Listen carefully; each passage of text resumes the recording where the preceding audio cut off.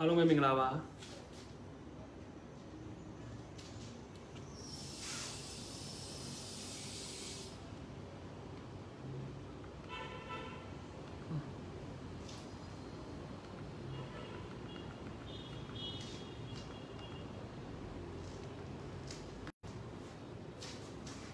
အားလုံးပဲမင်္ဂလာပါတစ်ပတ်မှာတစ်ခါတွေ့ရတဲ့ဒီ live လေးကိုအားလုံးနဲ့ကျွန်တော်တွေ့ရဝမ်းသာပါတယ်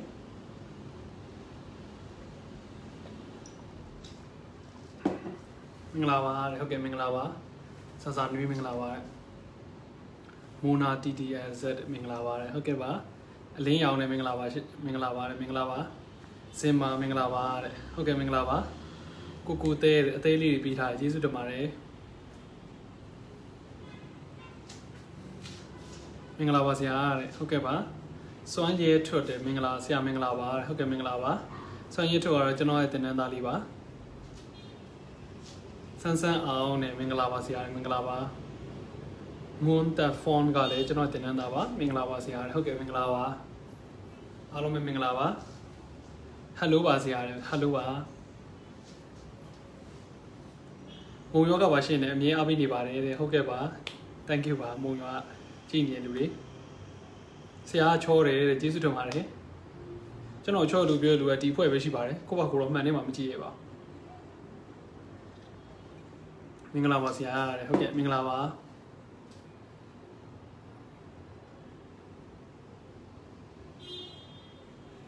ညွတ်တယ်မင်္ဂလာပါဆရာတဲ့မင်္ဂလာပါကျတနာတဲ့အရန်ခတ်နေပါတယ်တဲ့နဲ့ရင်မွန်မြင့်တယ်ကျေးဇူးတင်ပါတယ်မင်္ဂလာပါဆရာတဲ့ဟုတ်ကဲ့မင်္ဂလာပါယူစင်းနဲ့မင်္ဂလာပါဆရာတဲ့မင်္ဂလာပါအားလုံးပဲမင်္ဂလာပါစောမြက်အေးတဲ့မင်္ဂလာပါဆရာတဲ့မင်္ဂလာပါခင်ဗျစောမြက်အေးကလည်းကျွန်တော်တင်နန်းတာပါဆရာအပိနေပါတယ်တဲ့ဟုတ်ကဲ့ကျေးဇူးတင်ပါတယ်ဆိုရင်စတီဗန်ရဲတဲ့မင်္ဂလာပါဆရာဟုတ်ကဲ့မင်္ဂလာပါ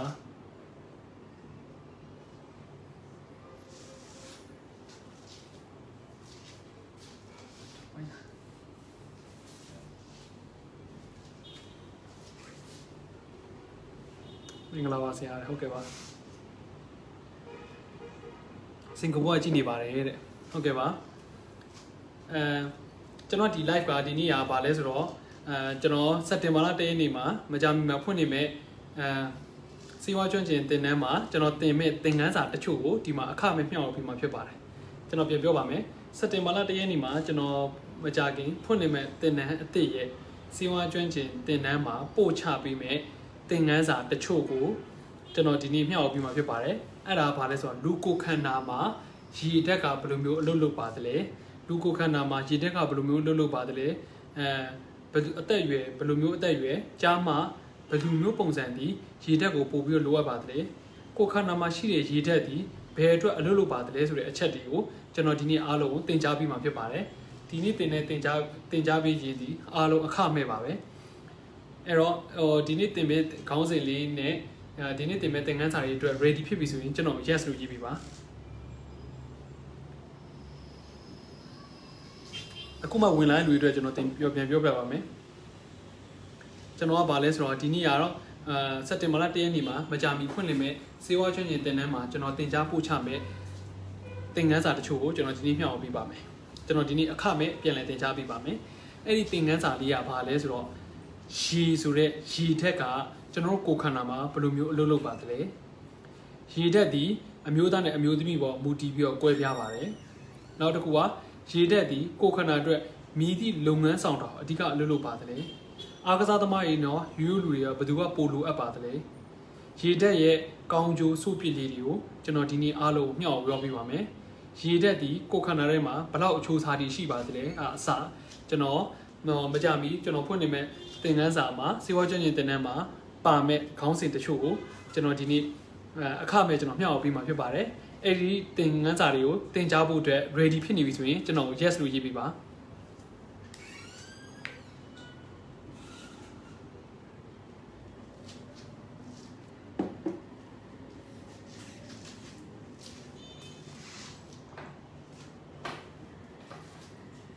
နောက်တစ်ခုကအဲ့သင်ခန်းစာရဲ့သင်ကြားဖို့ ready ဖြစ်နေပြီဆိုရင်ကျွန်တော်ဒီ comment မှာ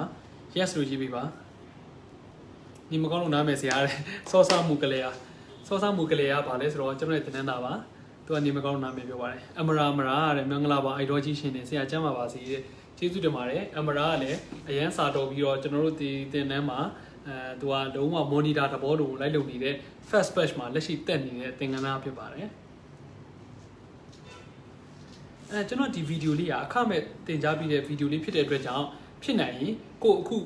လက်ရှိကိုဝင်ထားတဲ့ group တွေတော်တော်များများမှာပြန်လည်မျှဝေပေးဖို့ကျွန်တော်ပြောချင်ပါတယ်အဲ့ဒါမှ live ကလူအများကြီးနဲ့တခါတည်းပြိုင်တူစတင်လို့ရအောင်ဖြစ်ပါတယ်ကျွန်တော်ဒီဗီဒီယိုလေးဒီအခမဲ့တင်ကြားပြီးတာဖြစ်တဲ့အတွက်ကြောင့်အခုဒီ live ကိုအခုလက်ရှိဝင်ထားတဲ့လူတွေဒီကိုဝင်ထားတဲ့ group တွေထဲမှာဖြစ်နိုင်ရင် group များရင်များတော့များ share ပေးဖို့ကျွန်တော်ပြောချင်ပါတယ်အဲ့ဒီ group တွေကလူတွေကကျွန်တော်ရဲ့ဒီ live ကိုတူတူလာပြီးတော့သူတို့လည်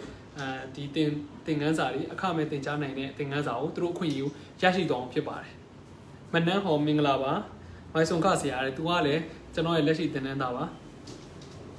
online တက်နေတဲ့သင်တန်းသားပါအခုကျွန်တော်တို့ batch 1သင်တန်းသားတွေပါကျွန်တော်ပြန်ပြောပါမယ်အခုဒီ live ကြည့်နေတဲ့လူတွေထဲမှာကိုဝင်ထားတဲ့ group ထဲမှာကျေးဇူးပြုဒီ live ကိုပြန်လည် share ပေးပါပြန်လည် share ပေးမ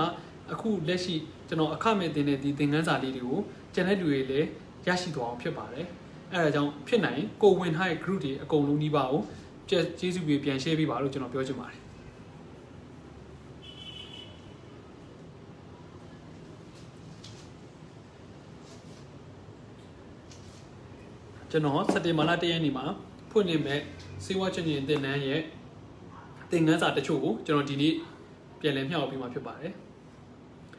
စေဝါချင်းသင်တန်းရှို့ကိုပြန်လည်မျှဝေပေးမှာဖြစ်သင်တန်းစုံစမ်းခြင်းလို့ပါဆရာတဲ့ဟုတ်ကဲ့ပါခင်ဆန်ဒီကျော်သင်တန်းစုံစမ်းလို့ရပါတယ်ခင်ဗျကျွန်တော်ပြီးရင်တော့ဒီသင်ခန်းစာတွေသင်ပြီးသွားရင်သင်တန်းကိုဘယ်လိုစုံစမ်းရမလဲဆိုတာကျွန်တော်ပြပြပါမယ် Hello my good teacher တဲ့မော်ဘူးများအဲ့ဒါလည်းကျွန်တော်ရဲ့လက်ရှိသင်တန်းသားပါစင်ကာပူတက်နေတဲ့သင်တန်းသားပါမင်္ဂလာပါမမော်ဘူးများကျွန်တော်တင်နေအောင်စုံစမ်းချင်တယ်ဆိုရင်ကျွန်တော်ပြီးရင်ပြန်ပြောပြပေးပါမယ်ဘယ်ဖုန်းနံပါတ်ကိုဆက်လို့ရတယ်ဆိုတာပြောပြပေးပါမယ်ကျေးဇူးပါဆရာတဲ့လက်ပြင်အောင်လို့ပါတဲ့ကျွန်တော်ဒီနေ့မကြခင်ကျွန်တော်ဒီစက်တင်ဘာလ 1 ရက်နေ့မှာကျွန်တော်မကြခင်ဖွင့်နေမဲ့အစည်းအဝေးချင်းတင်တန်းမှာတင်ကြားပို့ချပေးမဲ့သင်ခန်းစာတချို့ကိုကျွန်တော်ဒီနေ့အခမဲ့မျှဝေပေးပါမယ်အဲ့သင်ခန်းစာဘာလဲဆိုတော့လူရဲ့ကိုယ်ခန္ဓာမှာရေဓာတ်နဲ့အရေဓာတ်ဒီဘယ်လိုမျိုးအလုပ်လုပ်ပါသလဲရေဒီအမျိုးသားနဲ့အမျိုးသမီးမှာဘယ်လိုကွာခြားပါသလဲရေရဲ့လုပ်ငန်းဆောင်တာတွေကပါလဲအားကစားသမားတွေကရေကတခြားလူတွေပို့ပြီးလိုအပ်ပါသလားဒါမှမဟုတ်ပို့ပြီးမလိုအပ်ဘူးလားရေဒီကိုယ်ခန္ဓာမှာအချိုးအစားဘယ်လောက်ထိပါဝင်ပါသလဲအဲ့ဒီကျန်းမာရေးနဲ့ပတ်သက်တဲ့ကိုယ်ခန္ဓာတိဆောက်ပုံနဲ့ရေရဲ့ပါဝင်ပတ်သက်မှုကိုကျွန်တော်ဒီနေ့အားလုံးအခမဲ့မျှဝေပေးမှာဖြစ်ပါတယ်အဲ့ဒီအတွက်ကြောင့်ကိုခု live ဝင်ထားတဲ့ group တွေထဲမှာကျွန်တော်ရဲ့ဒီ live video လေးကိုကျေးဇူးပြုကိုဝင်ထားတဲ့ group အများစုမှာတွားပြီးတော့ share စီချင်ပါတယ်အဲ့ဒါမှကျွန်တော်တို့တငယ်ချင်းတွေအများကြီးဒီ live ကြည့်တဲ့live ကြည့်တဲ့လူတွေအများကြီးပါလား live ကြည့်တဲ့လူတွေအများကြီးကိုကျွန်တော်တို့ behind to သင်ကြားပေးနိုင်မှာဖြစ်ပါတယ်ကျွန်တော်ကတော့အကုန်လုံးအခမဲ့မျှဝေဖို့အတွက်ကျွန်တော်ကတော့စိတ်အားထက်သန်နေပါပြီဒီခုကြည့်နေတဲ့လူတွေမှာရောဒီကျွန်တော်သင်ကြားပေးမယ်အခမဲ့သင်ကြားပေးမယ်သင်ခန်းစာတွေအတွက်တက်ရောက်ဖို့အတွက်အားမှန်နေပြည့်နေပြီလား ready ဖြစ်နေပြီလား ready ဖြစ်နေပြီဆိုရင်ကျွန်တော် yes လို့ရေးပေးပါဒီအောက် comment မှာကျွန်တော်တစ်ချက်လောက် yes လို့ရေးပေးပါဖြစ်နိုင်လေဒီအခု live လေးကိုတငယ်ချင်းတွေများများမြင်အောင်ကိုဝင်ထားတဲ့ group တွေထဲမှာကျေးဇူးပြု share ပေးပါလို့ကျွန်တော်ထပ်တလဲလဲပြောပါတယ်အဲ့လို share ပေးခြင်းမှာပဲကျွန်တော်တို့ကဒီ live ကိုပြန်တူအများစုတူတူကြည့်လို့ရမှာဖြစ်ပါတယ်ဆရာနဲ့တွေ့လိုက်ရတာစိတ်ချမ်းသာလိုက်တာတဲ့အော်မက်တီအယ်လန်ပခုတ်ကူဒီနေ့မှလာပြတယ်ကျွန်တော်ရဲ့ဗာလဲလူနာပါသူကျွန်တော်ပြောပါတယ်ဒါကျွန်တော်အမြင်နဲ့အားပေးနေတဲ့လူပါဒီနေ့ကျွန်တော်ရည်ချင်းပါတယ်ကျွန်တော်ရဲ့ဒီ doctor page က fan တွေတော်တော်များများကျွန်တော်အပြင်မှာလဲစေကန်းလာပြကြပါတယ်စေကန်းလာပြတော့ကျွန်တော်ကပုံမှန်ဆိုရင်သူတို့ရဲ့အကောင့်ကိုပဲကျွန်တော်တို့ကမြင်နေကြပါတော့အခုကတော့အကောင့်ကိုကြော်ပြီးလူကိုယ်တိုင်မြင်ရတဲ့အတွက်ကြောင့်ကျွန်တော်ရဲ့ဒီ fan တွေနဲ့စေကန်းလာပြရချိန်မှာအဲ့လိုတွေ့ရတဲ့အတွက်ကျွန်တော်အရန်ဝမ်းသာပါတယ်အရန်ဝမ်းသာပါတယ်သူဒီနေ့ပြောတဲ့စကားတစ်ခုကကျွန်တော်တို့ပီတိလည်းဖြစ်မိပါတယ်နည်းနည်းလေးပြုံးပျော်ရွှင်မိပါတယ်အဲ့ဒါဘာလဲဆိုတော့ကျွန်တော်ပျော်ရွှင်စရာအကောင့်ကိုလည်းသူပြောလိုက်တာဖြစ်မှာပါအဲ့ဒါဘာလဲဆိုတော့ဆရာတဲ့အပြင်မှာတဲ့online အထက်တဲ့ Facebook အထက်ပို့ကြည့်လို့ကောင်းတယ်လို့ပြောတယ် ကျွန်တော်အံ့ဩရပါတယ်အမှန်တမ်းပြောရင်တော့ကျွန်တော်အကုန်လုံးအမြင်နဲ့အပြင်မှာတွေ့ရှင်တဲ့လူပါ I very anxiety for next part 2 doctor ဟုတ်ကဲ့ပါ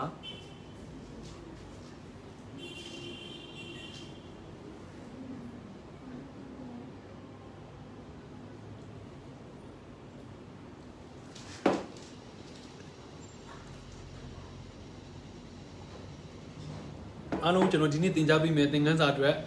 ready ဖြစ်နေပြီဆိုရင်ကျွန်တော် comment မှာ yes လို့ရေးပေးပါကျွန်တော်ဒီနေ့သင်ကြားပို့ချပေးမယ်အခမဲ့သင်ကြားပို့ချပေးမယ်သင်ခန်းစာတွေအတွက်အားလုံး ready ဖြစ်နေပြီဆိုရင်ဒီအောက်မှာ yes လို့ရေးပေးပါမူလေးတဲ့မင်္ဂလာပါဆရာတဲ့ဟုတ်ကဲ့မင်္ဂလာပါမူလေးကလည်းကျွန်တော်ရဲ့လက်ရှိသင်ကြားသင်တန်းကျွန်တော်ရဲ့လက်ရှိ online သင်တန်းမှာသင်ကြားတက်ရောက်နေတဲ့သင်တန်းသားလေးဖြစ်ပါတယ်အခုတည်းဆရာရဲ့ပုံမြင်ရတာနဲ့တဲ့နေကောင်းသွားပြီတဲ့ဟုတ်ကဲ့ပါကျေးဇူးတင်ပါတယ်ဆရာစီကံဘယ်နေရာမှာလဲတဲ့ကျွန်တော်စီကံရွှေဘုံသာထက်လန်ထအားရှာအထူးကူစီကံမှာဆရာစီကံလေးစာလေးတည်ပြစီတဲ့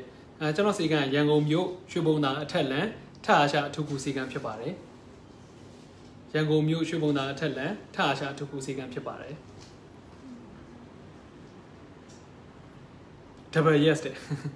yes တောင်တော့အမြတ်လို့ double yes လို့ရေးပါတယ် yes တဲ့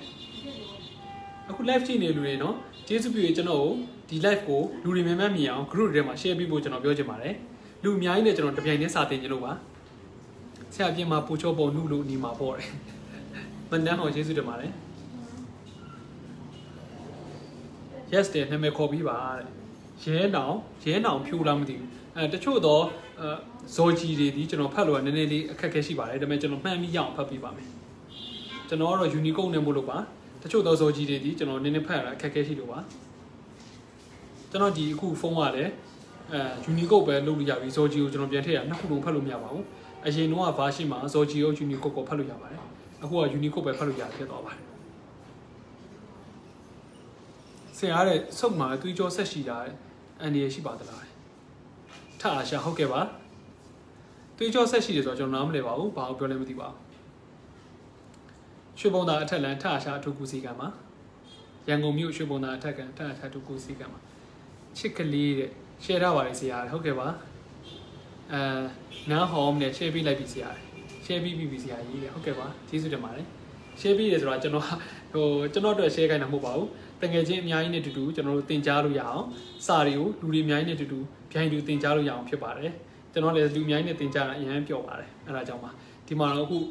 900ကျော်ဖြစ်နေပါပြီ 1k ပေါ့နော်အရင်တော့ကျွန်တော်စာသင်ဆို 3k လို့ 4k လို့ 5k လို့သင်ပါတယ်နော်အခုနောက်ပိုင်းနည်းနည်းလေးလူတွေနည်းသွားတယ် COVID-19 ပြီးသွားလူတွေကCOVID-19 လည်းပြီးသွားလူတွေကဘာလဲဆိုတော့တော်တော်များများonline သိမသုံးကြတော့လို့ထင်ပါတယ်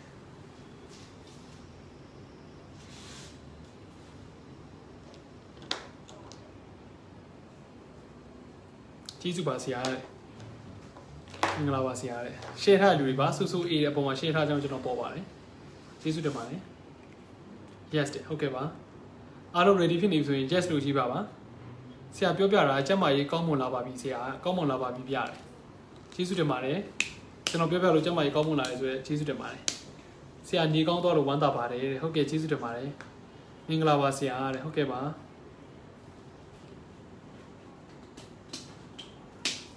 ထအားရှာတယ် share ပြီးပြီ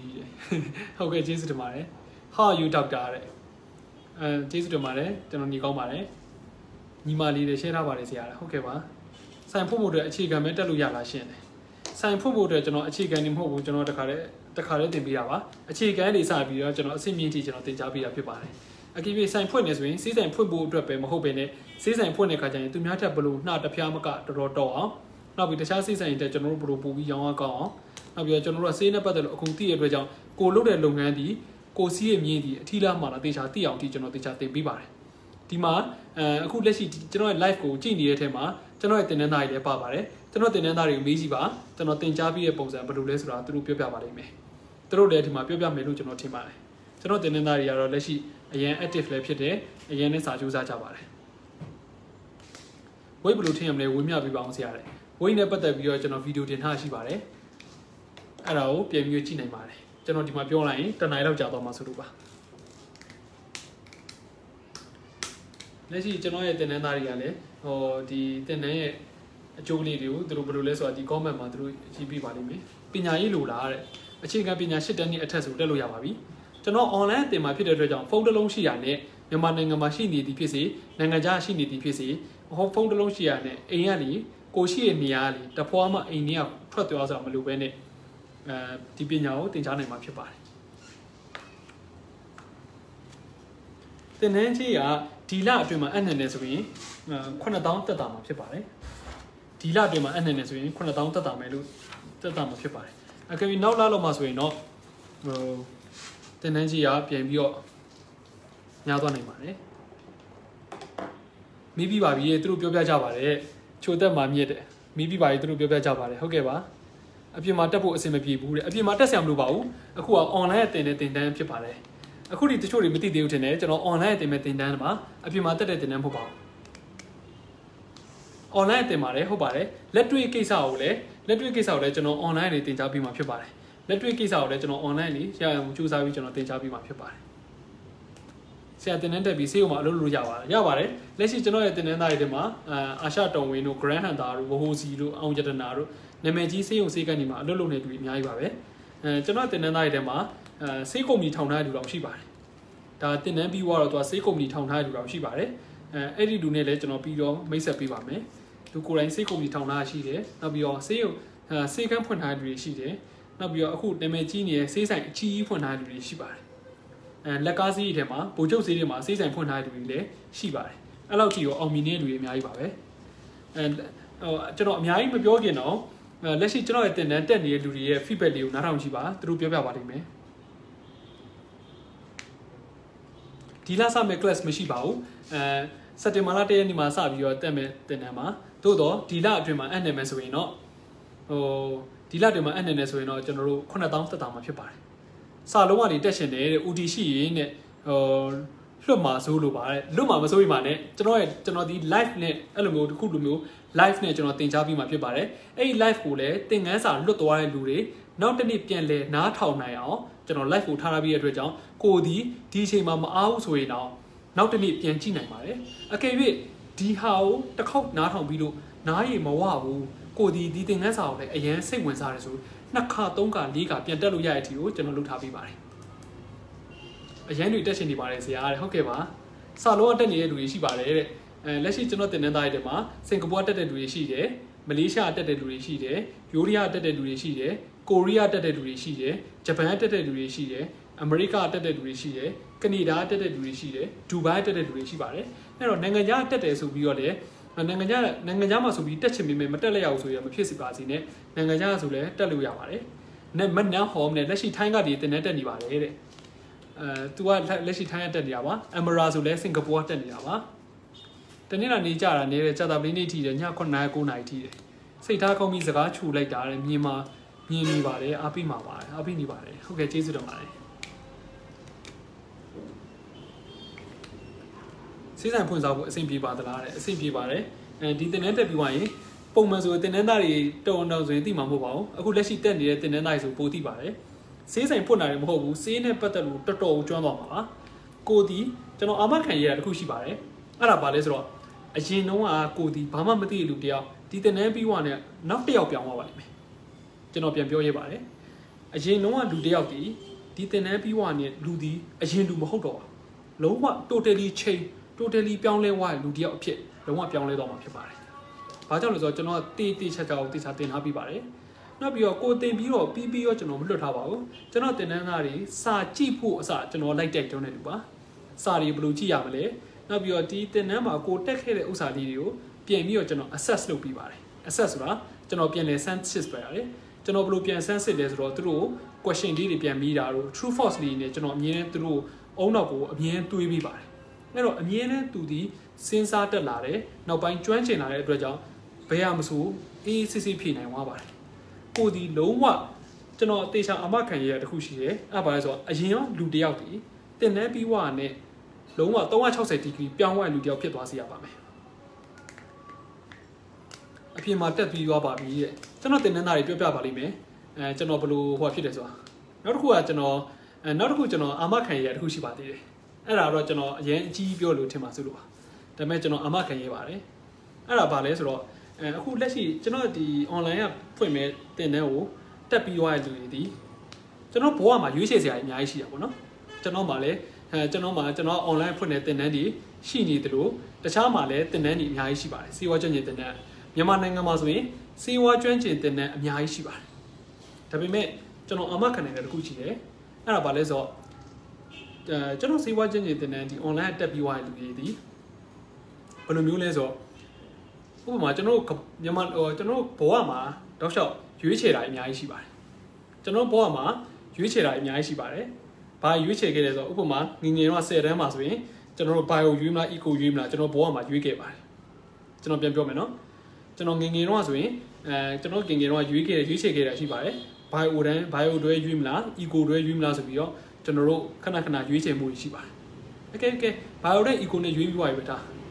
10တန်းဖြည့်တဲ့ခါကျရင်ကျွန်တော်တို့ဘယ်တက်ကလေးရွေးမလဲဆိုတာကျွန်တော်တို့ဘဝမှာရွေးချယ်ခဲ့ပါတယ်ဘယ်တက်ကလေးရွေးမလဲဆိုတာလည်းရွေးချယ်ခဲ့ပါတယ်အဲ့တက်ကလေးရွေးပြီးသွားတဲ့ခါကျရင်လည်းနောက်ဆုံးတင်တန်းနေပြီးသွားတယ်နောက်ဆုံးဘာဖြစ်သွားလဲဆိုတော့တက်ကလေးဘွဲတွေပါရပါတယ်ဘွဲတွေပါရပြီးသွားရင်ကျွန်တော်တို့အလုပ်လုပ်မလဲဆိုတာဘယ်လုပ်ငန်းမှာလုပ်မလဲဆိုတာလည်းကျွန်တော်တို့ရွေးချယ်ခဲ့ပါတယ်မြန်မာနိုင်ငံမှာနေမလားနိုင်ငံခြားမှာနေမလားရွေးချယ်ခဲ့တယ်နောက်ပြီးဘယ်နိုင်ငံမှာရှိတဲ့အလုပ်ကိုလုပ်မလဲဘယ်အလုပ်ကိုကိုလုပ်မလဲဆိုတာကိုလည်းကျွန်တော်တို့ရွေးချယ်ရပါတယ်အဲ့တော့အဲ့ဒါရွေးချယ်ပြီးတော့ကျွန်တော်တို့ဘဝဘယ်တော့တစ်စိမ့်ပြောင်းလဲလို့ဆိုတော့အိမ်အောင်ကြရတယ်ပဲထားအိမ်အောင်ကြရဆိုရင်ဘယ်အမျိုးသားနဲ့လက်ထပ်မလဲဘယ်အမျိုးသမီးနဲ့လက်ထပ်ဆိုပြီးဘဝမှာလူဆိုတာတောက်လျှောက်ရွေးချယ်ခဲ့ရပါတယ်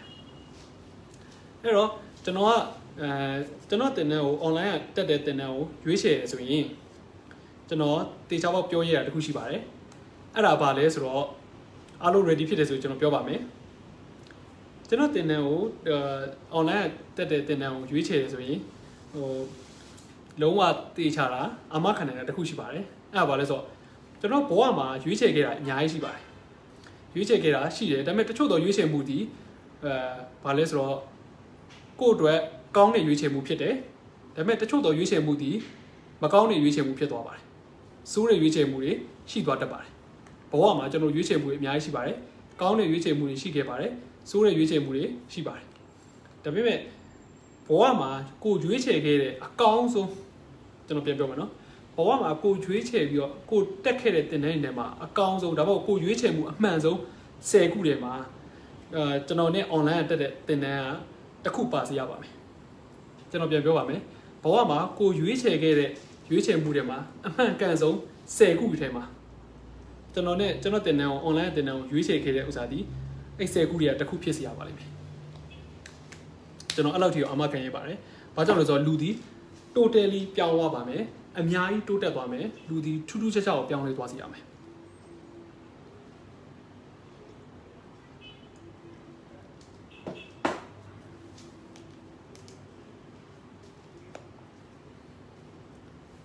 ဆရာပြောတာအပူမပါပါဘူးတဲ့အမျိုးတို့တွေတက်ကြည့်လိုက်ကြစမ်းပါတဲ့။ဟုတ်ကဲ့ပါ။မမတို့ရကျွန်တော်လက်ရှိတင်တဲ့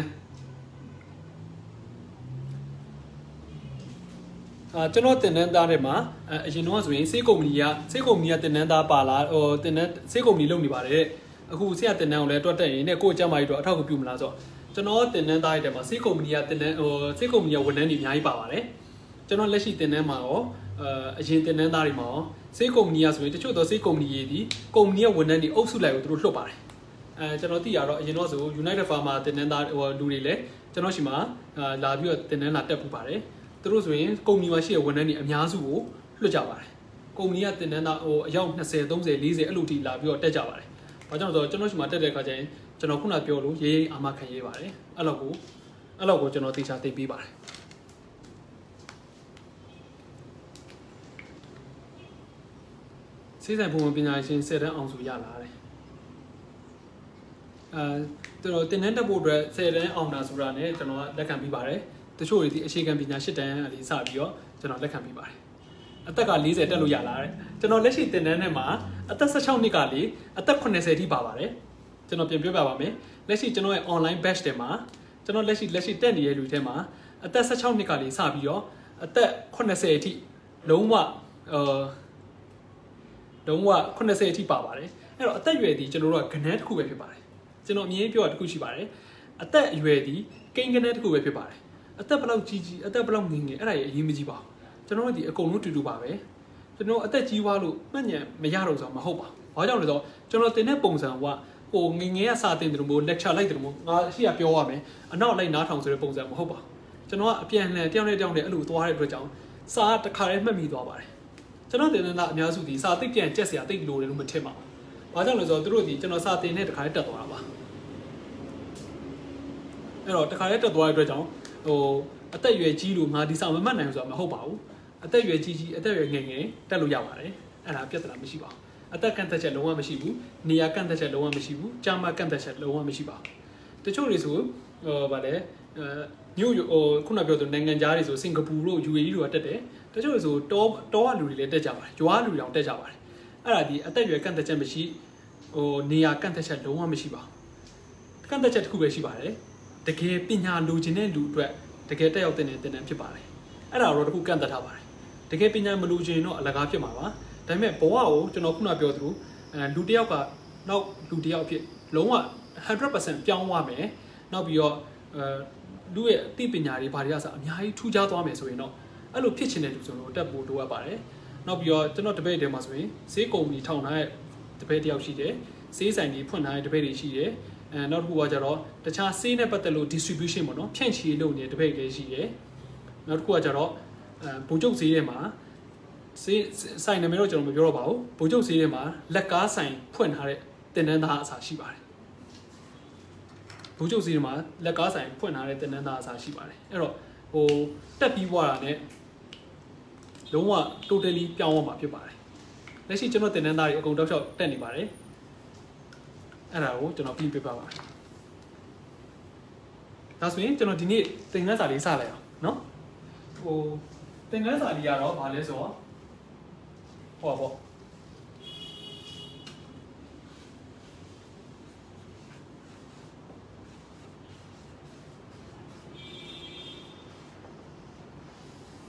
ရေနှစ်ဓာတ်စားအကြောင်းဖြစ်ပါတယ်ရေနှစ်ဓာတ်စားဆိုတော့ရေကကျွန်တော်တို့အင်္ဂလိပ်လိုဆိုရင် fluid ပါဓာတ်စားဆိုရင်တော့ကျွန်တော်တို့ electrolyte လို့ခေါ်ပါတယ်ဒါအခုလက်ရှိတက်နေတဲ့သင်တန်းသားတွေတော့မတက်ရသေးတဲ့သင်ခန်းစာပါရေနဲ့ဓာတ်စားအကြောင်းကျွန်တော်ဒီနေ့ပြောပြပါမယ်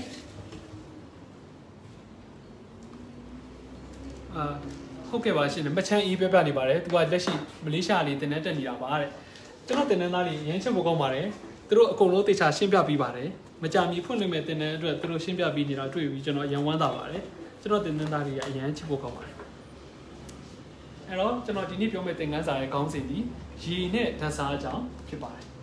အဲ့တော့ဆရာရေနဲ့ဓာတ်စားအကြောင်းကျွန်တော်ကိုယ်ခန္ဓာထဲမှာရေရောဓာတ်စားရောရှိပါသလား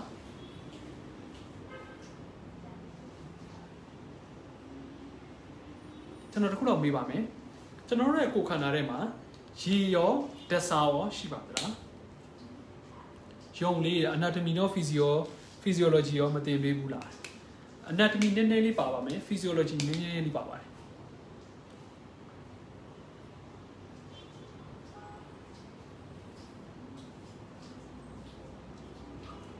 ရှိပါတယ်တဲ့ Victoria Chu ကလည်းကျွန်တော်တို့လက်ရှိသင်နေတဲ့သင်တန်းသားလေးပါရှိပါတယ်တဲ့ဟုတ်ပါတယ်ပြောဖို့ကောင်းတယ်နော်ဒီမှာသင်တန်းဒီမှာလဲလုံးဝ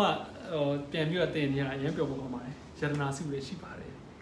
ဖြူပွင့်လေးရှိပါတယ်ကျွန်တော်သင်တန်းမှာလည်းအဲ့လိုမေးပါတယ်အပြန်အလှန်တယောက်နဲ့တယောက်နဲ့စကားပြောကြပါတယ်ရှိလားမရှိလား yes လား no လားကျွန်တော်အလုံးမေးပါတယ်ကျွန်တော်ကိုယ်ခန္ဓာထဲမှာရေနဲ့ဓာတ်စားတွေရှိပါတယ်ဟုတ်ပါပြီဒါဆိုရင်ရေကိုအားလုံးပြည့်တဲ့အတိုင်းပဲ water ပေါ့နော်ရေက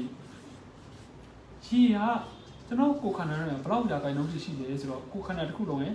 60ရာခိုင်နှုန်းကရေနဲ့ဖွဲ့စည်းထားပါတယ်အဲ့တော့ကိုယ်ခန္ဓာတစ်ခုလုံးရဲ့40ဒါရေမဟုတ်တာပါအများစုဒီကျွန်တော်ရေနဲ့ဖွဲ့စည်းထားပါတယ်ကိုယ်ခန္ဓာမှာရေက60ရာခိုင်နှုန်းနဲ့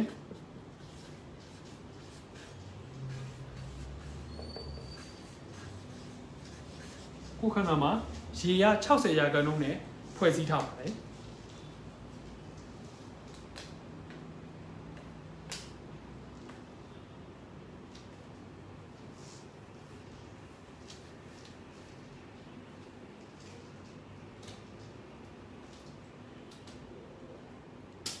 ကိုခန္ဓာတစ်ခုလုံးမှာရေဒီ60ရာခိုင်နှုန်းနဲ့ဖွဲ့စည်းထားပါတယ်အဲ့တော့ကျွန်တော်တစ်ခုလောက်မေးချင်ပါတယ်လူတစ်ယောက်ဒီပေါင်100ရှိရဆိုရင်ရေဒီဘယ်နှပေါင်ရှိပါသလဲလူတစ်ယောက်ရဲ့ weight 4ချိန်ဒီပေါင်100ရှိရဆိုရင်ရေဒီဘယ်နှပေါင်ရှိပါသလဲကျွန်တော်အဲ့ဒါလေးနည်းနည်းဖြည့်ပေးပါ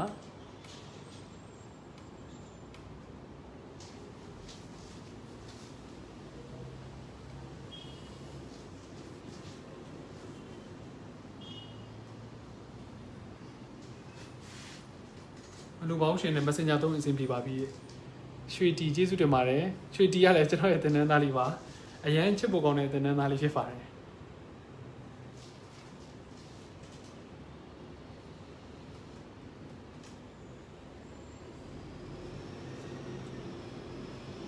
ပေါင်60တော်လိုက်တာပေါင်60ဟုတ်ပါတယ်လူတစ်ယောက်ဒီပေါင်100ရှိရဆိုရင်ရေရဲ့အလေးချိန်ဒီပေါင်60ဖြစ်ပါတယ်တော်တယ်နော်ဒီမှာချိန်နေတဲ့လူတွေအစားနော်အကုန်လုံးဟိုပညာနဲ့ပတ်သက်အရန်တက်တက်ချောချောလိုက်ဖြေကြတယ်အကုန်လုံးလည်းတေချာအောင်နားလေကြတယ်နော်မှတ်ပါတယ်လူတစ်ယောက်ဒီပေါင်100ရှိရဆိုရင်ရေရဲ့အလေးချိန်ဒီပေါင်60ရှိပါတယ်ဒါကျွန်တော်နားလေအောင်ပြောတာပါဒါဆိုရင်လူတစ်ယောက်ဒီပေါင်200ရှိတဲ့လူဆိုရင်ရေရဲ့ weight ဒီဘယ်နှပေါင်ရှိပါသလဲလူတစ်ယောက်ဒီပေါင်200ရှိတယ်ဆိုရင်ရေရဲ့ weight ဒီဘယ်နှပေါင်ရှိပါသလဲကိုယ်ခန္ဓာမှာလူတစ်ယောက်ရဲ့ကိုယ်ခန္ဓာရဲ့အလေးချိန်ဒီပေါင်200လောက်ရှိတယ်ဆိုရင်ရေရဲ့အလေးချိန်ဒီပေါင်ဘယ်လောက်ခံမှန်းချိန်ရှိနိုင်ပါသလဲရေက60ပေါင်နဲ့လူက100ပေါင်တော်လိုက်တာဗီဒီယိုရချို့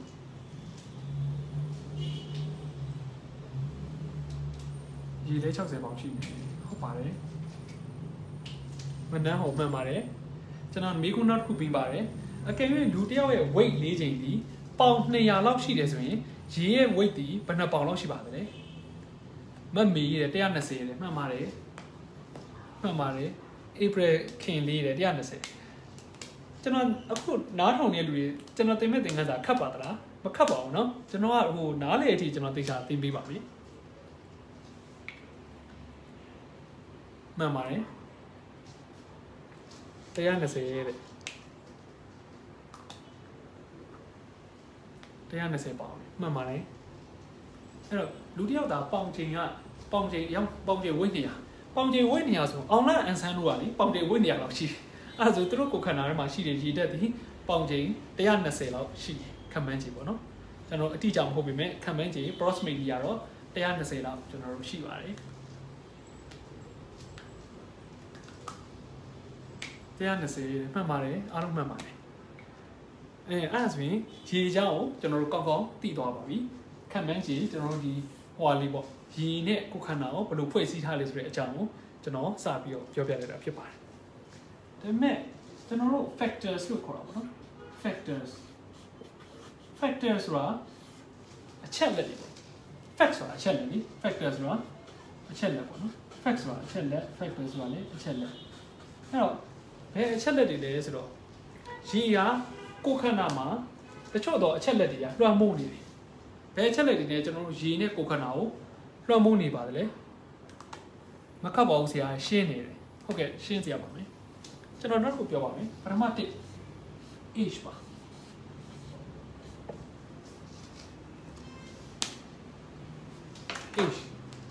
H တော့ပါပါလေ H တော့အင်္ဂလိပ်ပြောပါမြန်မာလိုက H ပါပါလေ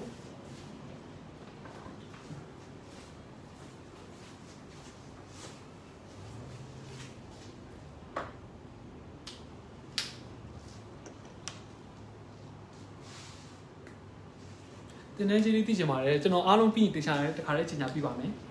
အေးဆိုတာအသက်မှန်ပါတယ်အသက်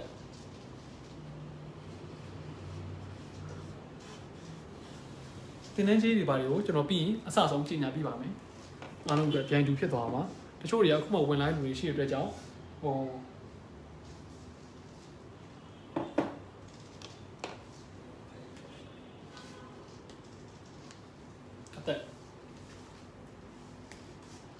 အဲ့တော့ကျွန်တော်တခုတော့မေးကြည့်အောင်အသက်ကြီးတဲ့ဖိုးဖွားဖွားတွေနဲ့အသက်ငယ်တဲ့ခုမှကလေးတွေကဟိုပါလေဒီက咁啊每件衫ခလေးလေးတွေကရေတက်ပုံများနိုင်လားကျွန်တော်တို့ကရေတက်ပုံများနိုင်လားအချိုးအစားပြောနော်ကိုခန္ဓာရဲ့အချိုးအစားဥပမာမွေးကိစ္စခလေးလေးတွေဒီ60ရာခိုင်နှုန်းထက်ပိုပြီးတော့ရေတက်ပိုနိုင်သလားဒါမှမဟုတ်သူတို့က60ရာခိုင်နှုန်းထက်ပိုပြီးတော့နည်းနိုင်တာခလေးလေးအခုမှမွေးကင်းနဲ့အခုကမွေးလာတဲ့ကလေးလေးဒီရေတက် percentage ကကိုခန္ဓာမှာရှိတဲ့ percentage ကပိုများနိုင်လားကျွန်တော်တို့ကပိုများနိုင်လားအဲ့ဒါလေးဖြည့်ပေးပါ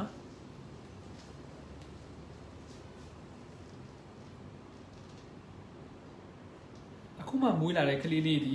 သူ့ရဲ့ကိုခန္ဓာနဲ့ရေတက်ပေါင်မှုရာခိုင်နှုန်းဒီပိုများနိုင်လားရေတက်ပိုများနိုင်လားဒါမှမဟုတ်ကျွန်တော်တို့ရဲ့ကိုခန္ဓာနဲ့ရေတက်ပေါင်ဝင်တဲ့ရာခိုင်နှုန်းဒီပိုများနိုင်လား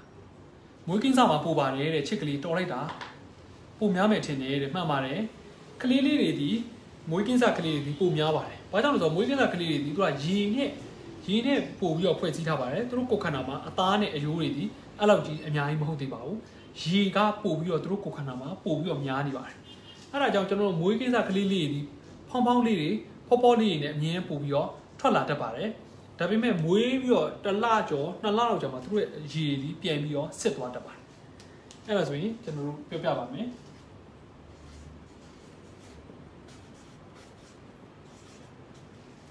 မွေးကင်းစားကလေးလေးမှာတဲ့သူတို့ရဲ့ကိုခန္ဓာရဲ့ရေဓာတ်တာတဲ့85ရာခိုင်နှုန်းထိရှိပါတယ်ခင်ဗျအဲ့ဟောဘောကောနော်မွေးကင်းစားကလေးလေးတွေရဲ့ကိုခန္ဓာမှာရှိတဲ့ရေရဲ့ပမာဏဒီ85ရာခိုင်နှုန်းထိရှိပါတယ်ကျွန်တော်တို့ခုနပြောတဲ့လူကြီးပေါ့နော်အရွယ်ရောက်တဲ့လူပေါ့အဲ့ဒါဆိုရင်အင်္ဂလိပ်လိုဆို adult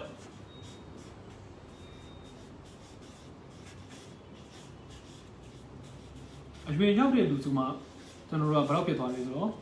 60ရာခိုင်နှုန်းဖြစ်သွားတာပါအခုမှမွေးလာတဲ့ကလေးတွေဒီသူ့ရဲ့ရေပမာဏဒီသူ့ရဲ့ကိုယ်ခန္ဓာမှာ85ရာခိုင်နှုန်းထိရှိပါတယ်အဲ့ဒါကြောင့်ကလေးလေးတွေဒီမွေးလဲအခါကျရင်ရေရမ်းများရေတက်တွေရမ်းများပါတယ်သူတို့ဒီ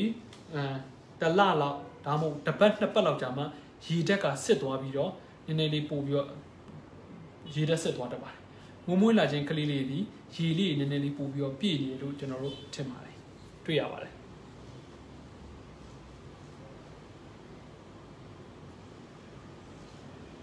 ဒေါက်တာတင်နန်းသားပြောပြပေးပါလားတဲ့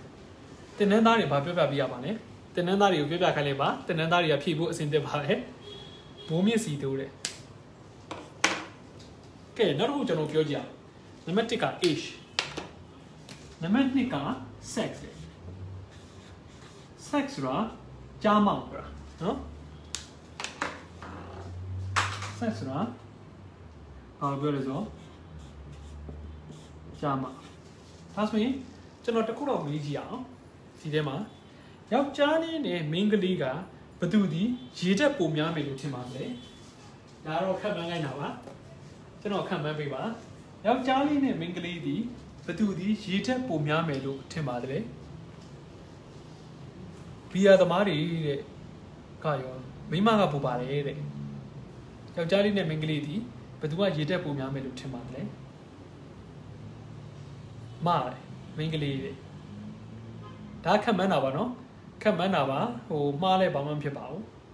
ကျွန်တော်ပြီးရင်စမှာတေချာသိပေးပါမယ်ကြားတယ်ရတနာစုရဲ့ကြားတယ်မိန်းမပုံများပါတယ်ကျွန်တော်စသိရင်လည်းအဲ့လိုပါပဲအမြင်နဲ့အဖွဲနှစ်ဖွဲခွဲပါတယ်တစ်ဖွဲ့ကယောက်ျားလေးလို့ပြောတယ်တစ်ဖွဲ့ကမိန်းကလေးလို့ပြောတယ်အဲ့လိုစသိရင်ကျွန်တော်အဖွဲနှစ်ဖွဲကျွန်တော်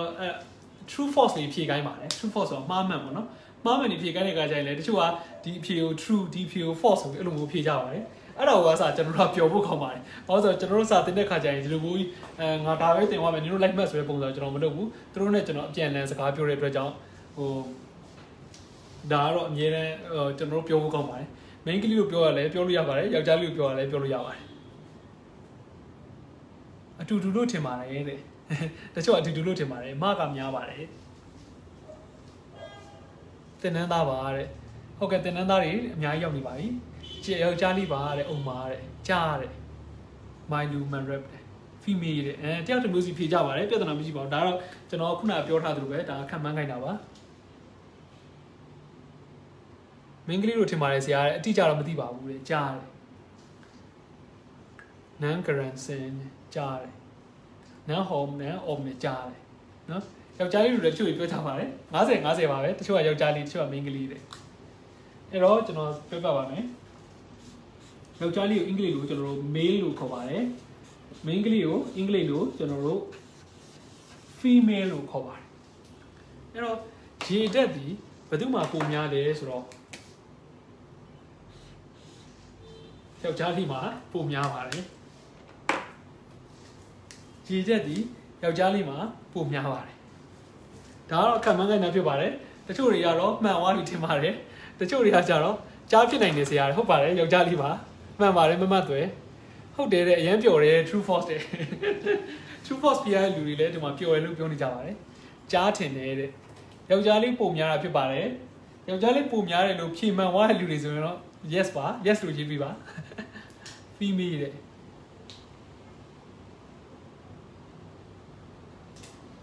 ပြောပါတယ်စိတ်ဝင်စားတယ်မှားတယ် female တဲ့ female တဲ့အခုကျွန်တော်အဖြေပေးလိုက်ပါပြီယောက်ျားလေးဒီ main ကလေးတဲ့ရေတက်ပုံများပါတယ်အဲ့ဒါဘာကြောင့်ရေတက်ပုံများလဲဆိုတာကျွန်တော်ပြီးအောက်မှာရှင်းပြပြပါမယ်မဖြစ်နိုင်ပါတယ်ဆရာမေးတယ်ဟုတ်ကဲ့ယောက်ျားလေးကပုံများပါတယ်အဖြေမှန်သွားတဲ့လူတွေဆိုရင် yes လို့ကြည့်ပေးပါဒီထဲမှာပြောလိုက်တာတဲ့အဖြေမှန်သွားပြီမှန်တာမှန်သွားပြီ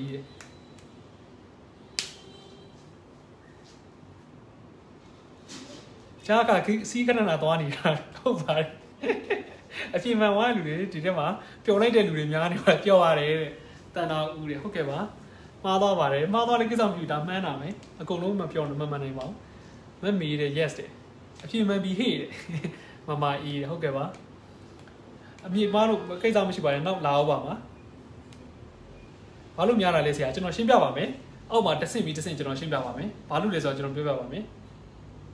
ဘာဖြစ်လို့များရတာလဲဆရာဟုတ်ကဲ့ကျွန်တော်ရှင်းပြပါမယ်ဆရာတင်တန်းကိုတက်ကြည့်လိုက်ပါတယ်ဘဝအတွက်မမှားတဲ့တင်တန်းတစ်ခုပါတဲ့တူဆိုရင်ကျေးဇူးတင်ပါတယ်ကျွန်တော်ရဲ့တင်တန်းသားတွေကတကယ်ကျွန်တော်တင်တန်းရဲ့ feedback တွေသူတို့ပြောပြနေပါတယ်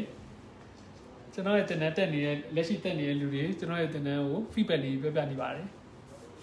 လို့ပါဆရာဘီယာရန်တောက်တဲ့နေ့တွေမှာတောင်းနေရေတက်မခံမဲတယ်ရေထမတောက်လို့မတောက်ဟမ်ရေထမတောက်ရလို့ပါဆရာဟုတ်ပါတယ်ဟာတာလေးပြောနေကဲနံပါတ်3ကကျတော့ဗာလဲဆိုတော့ body weight body weight ဆိုတာအားလုံးသိပါတယ်ဗာလဲကိုယ်ခန္ဓာအလေးချိန်ကိုယ်ခန္ဓာအလေးချိန်ဖြစ်ပါတယ်ဒါဆိုရင်ကျွန်တော်မေးချင်ပါတယ်ကိုယ်ခန္ဓာအလေးချိန်နဲ့ရေတက်ပါဝင်မှုနှုန်းဒီဓာတ်ရိုက်ဒီအချိုးကျပါသလားဆက်တင်တဲ့တက်ရှိပါအောင်လေတိတ်တော်ပါတယ်တဲ့ကျေးဇူးတင်ပါတယ်ကျွန်တော်တခုမေးပါမယ်မေးခွန်းတစ်ခုပါအဲ့ဒါ body weight ပါကိုယ်ခန္ဓာအလေးချိန်နဲ့ရေတက်ပါဝင်မှုနှုန်းဒီဓာတ်ရိုက်အချိုးကျပါသလားဒါမှမဟုတ်ပြောင်းပြန်အချိုးကျပါသလားခန္ဓာကိုယ်လေးချိန်နဲ့တော့ပါတယ်ဒါခက်မှန်းခဲ့ပါခက်မှန်းပြီပါကိုယ်ခန္ဓာအလေးချိန်လေးရေတက်ပိုများလေးလားဒါမှမဟုတ်ကိုယ်ခန္ဓာအလေးချိန်ပေါ့လေးရေတက်ပိုနည်းလေးလားကျွန်တော်ဒါပြင်ဖြည့်ပြီပါအဲ့တော့ကိုယ်ခန္ဓာနဲ့ကိုယ်ခန္ဓာအလေးချိန်နဲ့ရေတက်ပေါမှုနှုန်းဒီဓာတ်ရိုက်အချိုးကျပါသလားဓာတ်ရိုက်အချိုးကျရဆိုရင်ဓာတ်ရိုက်အချိုးကျတယ်လို့ကျွန်တော်ကြည့်ပြီးပါဒါမှမဟုတ်ဓာတ်ရိုက်အချိုးတွယ်ဝက်အချိုးကျရဆိုရင်တွယ်ဝက်ပြောပါလေပြောင်းပြန်အချိုးကျရဆိုရင်ပြောင်းပြန်အချိုးကျလို့ကြည့်ပြီးပါကိုယ်ခန္ဓာအလေးချိန်နဲ့ရေတက်ပေါမှုနှုန်းဒီဓာတ်ရိုက်အချိုးကျပါသလားပြောင်းပြန်အချိုးကျပါသလားဓာတ်ရိုက်အချိုးကျရဆိုရင်ဓာတ်ရိုက်အချိုးကျတယ်လို့ကျွန်တော် comment မှာရေးပေးပါဒါမှမဟုတ်ပြောင်းပြန်အချိုးကျတယ်လို့ထင်ရင်ပြောင်းပြန်အချိုးကျတယ်လို့ကျွန်တော် comment မှာရေးပေးပါဓာတ်ရိုက်အချိုးကျတယ်ဆရာတဲ့တော်လိုက်တာဓာတ်ရိုက်တယ်အချိုးကျပါတယ်တဲ့ဟုတ်ကဲ့ပါ directly proportional တဲ့မှန်ပါတယ်နန်းဟောင်းမနန်းဟောင်းဓာတ်ရိုက်အချိုးကျပါတယ်တဲ့ကျပါတယ်ဒီတဲ့လူတွေတကယ်တော်ရနော်ကျွန်တော်အဖြေတော့မပြောသေးသူတို့အကုန်သိနေတယ်ဓာတ်ရိုက်တယ် TLM ပခုတ်ကူတဲ့ဓာတ်ရိုက်တယ်ဟုတ်ကဲ့အချိုးကျပါတယ်တဲ့မကျတယ်တယောက်ကကျတော့ဓာတ်ရိုက်အချိုးကျပါတယ်ဆရာတဲ့ဟုတ်ကဲ့ပါဓာတ်ရိုက်တယ် တကယ်တော့ပါတယ်ကျွန်တော်မေးကုန်အတိအကျတော်ဖြေနိုင်ပါတယ်ဓာတ်ရိုက်တယ်ကျအကုန်လုံးဓာတ်ရိုက်အချိုးကြလို့ပဲပြောပါတယ်အဲ့တော့အဲ့ဒါမှန်ပါတယ်အဖြေမှန်ကဓာတ်ရိုက်အချိုးကြပါတယ်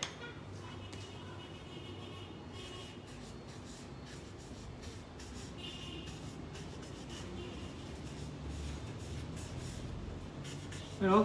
လူတယောက်ဒီကိုခန္ဓာ weight 4ချိန်ရှိတယ်ဥပမာ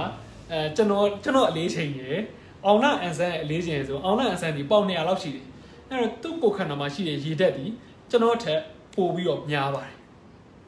ကျွန်တော်ပြန်ပြောမယ်နော်ဥပမာကျွန်တော်နဲ့အောင်နာအန်ဆန်နဲ့ရှင်းမယ်ဆိုရင်ကျွန်တော်ရဲ့ weight 4ချိန်ဒီပေါင်200မပြည့်ပါဘူးဒါပေမဲ့အောင်နာအန်ဆန်ရဲ့အလေးချိန်ဒီပေါင်200ရှိပါတယ်အဲ့တော့သူ့ရဲ့ကိုခန္ဓာရဲ့အလေးချိန်ဒီပိုပြီးတော့များလီသူ့ကိုခန္ဓာမှာရှိတဲ့ရေဓာတ်ဒီပိုများလီဖြစ်ပါတယ်ကျွန်တော်ပြောရသည်လားကိုခန္ဓာရဲ့အလေးချိန်ပိုများလီသူ့ရဲ့ကိုခန္ဓာမှာရှိတဲ့ရေဓာတ်ဒီပိုများလီဖြစ်ပါတယ်ဆရာရဲ့ကြည့်ရကျမရဲ့အသိပညာလေးရတယ်စိတ်ချမ်းသာရပါတယ်တဲ့ကျေးဇူးပါဆရာတဲ့ဟုတ်ကဲ့စိတ်ချမ်းသာစေရပါမယ်ကျွန်တော်အားလုံးစိတ်ချမ်းသာအောင်ထားမယ်တောင်းဝင်ကျွန်တော်မှရှိပါတယ်ကြားကပိုလေးတယ်ဆိုတော့ထိုင်းရဲပေါ်ဆရာတော်လိုက်တာသူရှင်းစားတော်ရနော်တော်မီထွန်းတယ်သူကကြားဆိုတာယောက်ျားလေးကပို့ပြီးတော့အလေးချိန်ပိုများရဆိုတော့ထိုင်းရဲပေါ်အဲ့ဒါဆိုရင်ဒါကိုကြည့်ပြီးထောင်နားလည်ပါပြီအမျိုးသားနဲ့အမျိုးသမီးမှာဆိုရင်အမျိုးသားရဲ့ဒီကိုခန္ဓာအလေးချိန်ကပိုပါတယ်အမျိုးသမီးကကိုခန္ဓာအလေးချိန်ကနည်းနည်းလေးပိုနေပါတယ်ဘာကြောင့်လဲဆိုတော့ကျွန်တော်တို့ကိုခန္ဓာမှာလည်းအမျိုးသားရဲ့ဒီကြွက်သားပိုများပါတယ်အမျိုးသမီးတွေကအများသောအားဖြင့်အစီပိုများတတ်ပါတယ်များသောအားဖြင့်ပြောရအောင်နော်ယောက်ျားလေးပုံမှန်ယောက်ျားလေးတစ်ယောက်နဲ့ပုံမှန်မိန်းကလေးတစ်ယောက်မှာယောက်ျားလေးဒီအများသောအားဖြင့်ကြွက်သားပိုများလေးရှိပြီးတော့မိန်းကလေးဒီကြွက်သားပိုနေတဲ့အစီပိုများလေးရှိပါတယ်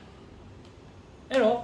ယောက်ျားလေးဒီကြွက်သားပိုများလေးသူတို့ကိုခန္ဓာမှာရှိတဲ့ကြွက်သားကိုထောက်ပံ့နေရတဲ့သွေး supply blood supply ပိုများလေးရေဓာတ်ပိုများလေးဖြစ်ပါတယ်အဲ့တော့ခုနပြောတဲ့ body weight နဲ့ပြန်ချိန်မယ်ဆိုရင် body weight ကယောက်ျားလေးကပိုပြီးတော့များပါတယ်ယောက်ျားလေးဒီ body weight ပိုများတဲ့အတွက်ကြောင့် main ကလေးကယောက်ျားလေးတဲ့ body weight ပိုနေတဲ့အတွက်ကြောင့်ရေဓာတ်ဒီလည်းယောက်ျားလေးကပိုများတာဖြစ်ပါတယ်ဒါကခုနကျွန်တော်မိတဲ့ယောက်ျားလေးနဲ့ main ကလေးမှာဘာကြောင့်ယောက်ျားလေးကရေဓာတ်ပိုများလဲလို့မိလို့ကျွန်တော်ဖြေတာဖြစ်ပါတယ်စာသင်ကောင်းလို့စိတ်ဝင်စားလို့ပြောစရာကောင်းပါတယ်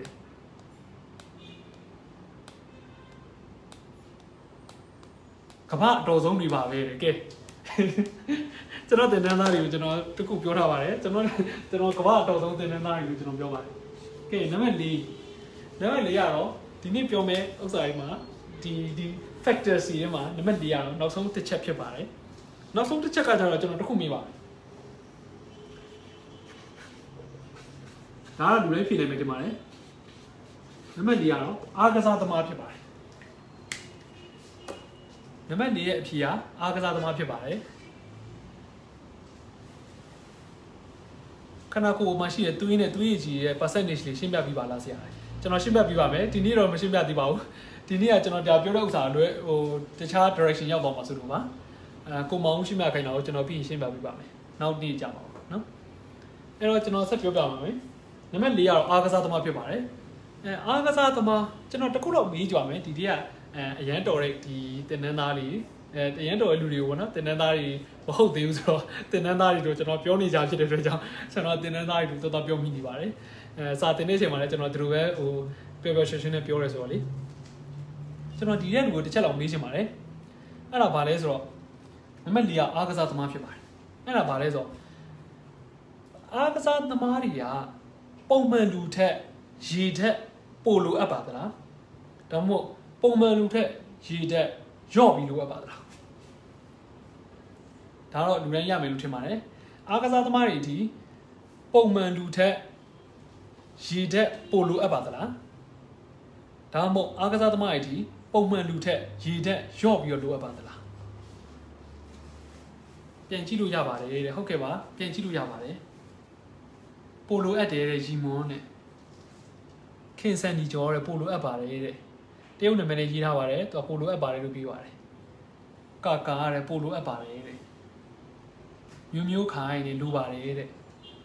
ခင်မာဝင်းနဲ့လိုပါတယ်တဲ့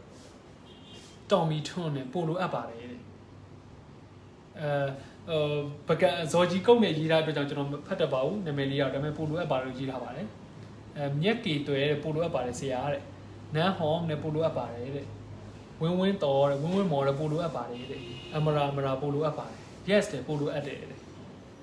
မော်ဘူးမြလည်းစင်ကာပူတက်နေတာပါလက်ရှိကျွန်တော်တင်နေတာပါဘထီးတဲ့ပို့လိုအပ်ပါတယ်တဲ့နှင်းဝေတဲ့ပို့လိုအပ်ပါတယ်တဲ့နီလာညွတ်တဲ့ပို့လိုအပ်တယ်တဲ့စုလဲတင်းတဲ့ပို့လိုအပ်ပါတယ်တဲ့ညီမလေးတဲ့ပို့လိုအပ်ပါတယ်တဲ့ဆန်းဆန်းဝီတဲ့ပို့လိုအပ်ပါတယ်တဲ့မပူချီတဲ့ပို့လိုအပ်ပါတယ်တဲ့ဒေါ်ရီမြင့်တဲ့ပို့လိုအပ်ပါတယ်ဟာအကုန်ကွက်တိတိရနော်မှန်ပါတယ်အားကစားသမားတွေကကျွန်တော်တို့ထပ်ပို့ပြီးတော့ရေတက်ပို့လိုအပ်ပါတယ်အားကစားသမားတွေကကျွန်တော်တို့ရိုးရိုးလူတွေထွက်ရေတက်ကိုပို့လိုအပ်ပါတယ်ဘာကြောင့်လဲဆိုတော့သူတို့ကိုခန္ဓာထဲမှာရေတက်ကတုံးလိုက်တာများတယ်အားကစားလုပ်တဲ့အတွက်ကြောင့်ကျွန်တော်တို့အားကစားလုပ်တဲ့ဒီမှာကျွန်တော်တို့ရေတက်တွေဆုံးရှုံးပါတယ်ရေတက်ကိုပို့ပြီးတော့ဖြည့်တင်ပြီးတယ်အဲ့တော့ရေတက်ပို့လိုအပ်တယ်နောက်ပြီးသူတို့ဒီသွေးလက်ပတ်မှုအားကျွန်တော်တို့ထက်သွေးတွေပို့ပြီးတော့များသွားတယ်သွေးပို့တယ်ရှိတက်တာများတယ်သူတို့ရဲ့ရေတက်ဒီကျွန်တော်ထက်ပိုများတယ်ပုံမှန်လူတွေအားကစားလုပ်တဲ့လူနဲ့အားကစားမလုပ်တဲ့လူသူဒီလက်ရှိအားကစားလုပ်နေသည်ဖြစ်စေမလုပ်နေသည်ဖြစ်စေသို့တော်သူဒီအားကစားသမားဖြစ်တယ်ဆိုရင်သူ့ရဲ့ကိုယ်ခန္ဓာထဲမှာရေတက်ကပိုရှိတယ်ကျွန်တော်ထက်ပိုပြီးတော့ရှိတယ်ရေတက်ကပိုများတယ်အဲ့တော့သူတို့ဒီအားကြောင့်ကျွန်တော်ထက်ပိုပြီးအမောခံနိုင်တယ်ကျွန်တော်ထက်ပိုပြီးတော့တန်ပါတယ်ကျွန်တော်ထက်ပိုပြီးခွာဖြစ်တယ်အဲ့ဒါအကုန်လုံးဒီရေတက်များလို့ကျွန်တော်ထက်ပိုပြီးတန်ပါလားကျွန်တော်ထက်ပိုပြီးအမောခံနိုင်တာကျွန်တော်ထက်ပိုပြီးတော့အားကောင်းတာဒီကပါဒီနံပါတ်4ချက်ပါမှန်တယ်ဆိုရင် yes လို့ရေးပေးပါနံပါတ်4ချက်ပါပြောတာမှန်သွားပြီဆိုရင် yes လို့ရေးပေးပါ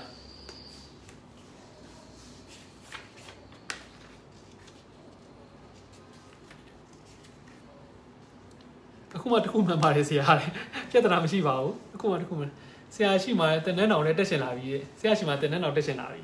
ဟုတ်ကဲ့တက်လို့ရပါတယ်ဒီရေနဲ့ပတ်သက်လို့ခေါင်းစရာလည်းမပြီးသေးဘူးတာကျွန်တော်နောက်တစ်ပတ်တနင်္ဂနွေမှာကျွန်တော်ပြီးရင်ထပ်တင်ပေးဦးမယ်နော်တနန်းတက်ရှင်လာပြီဆရာတဲ့ဖြူဖွေးတယ်ဟုတ်ကဲ့ပါသူတို့တွေချွေးဖို့ထွက်လို့ပါတယ်မှန်ပါတယ်ချွေးဖို့ထွက်ပါတယ်မနက်ဟော yes ပါဒေါက်တာတဲ့ဟုတ်ကဲ့ပါ yes တဲ့အမရာတဲ့ yes တဲ့မှန်ပါပြီတဲ့ခင်မိခိုင်းတဲ့ yes တဲ့ rose email လေးတဲ့ yes တဲ့နှစ်ခုပဲမှန်နေကိစ္စမရှိပါဘူးဒါကျွန်တော်မှန်ခိုင်းတာပါအဲ့တော့အကုန်လုံးညံလေးနည်းနည်းလေးဝိုင်းပြီးတော့တွေးလိုက်တဲ့အတွက်ကြောင့်ညံလေးနည်းနည်းဝိုင်းတွေးလိုက်တဲ့အတွက်ကြောင့်ကိုယ့်ရဲ့ဒီစာရေးအကုန်လုံးလည်းလွယ်လွယ်ကူကူမှတ်မိသွားပါတယ်ကျွန်တော်အခုတင်ပြတဲ့စာတွေကိုလည်းဘာမှအခက်အခဲမရှိချက်ချင်းလွယ်လွယ်ကူကူမှတ်မိသွားပါတယ်ဟိုကိုယ်တိုင်ဝင်တွေးတဲ့အတွက်ကြောင့်ပါ yes တဲ့ဟုတ်ကဲ့ပါကျွန်တော်ပြန်မှန်ကြနော်အကုန်လုံးဒီကမှန်တယ်နံပါတ်4ချက်ကိုပြောတာမှန်ပါတယ်ဆိုရင်ကျွန်တော် comment မှာ yes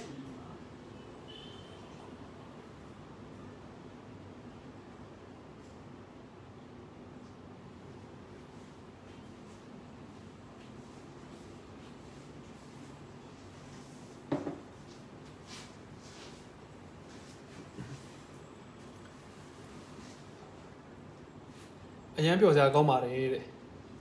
ချိုတက်မှာမြင်ဟုတ်ကဲ့ပါကျွန်တော်တင်နေတာပါအခုတင်နေတက်ရှင်အဲ့လိုရပြီတော့အရင်ချစ်ဖို့ကောင်းပါတယ်မတ်တင်နေဝင်ကျေးဇူးတင်ပါတယ်ကျွန်တော်ရဲ့ဒီတင်နေသားတွေပါလက်ရှိတက်တဲ့တင်နေသားတွေပါတအားချစ်ဖို့ကောင်းပါတယ်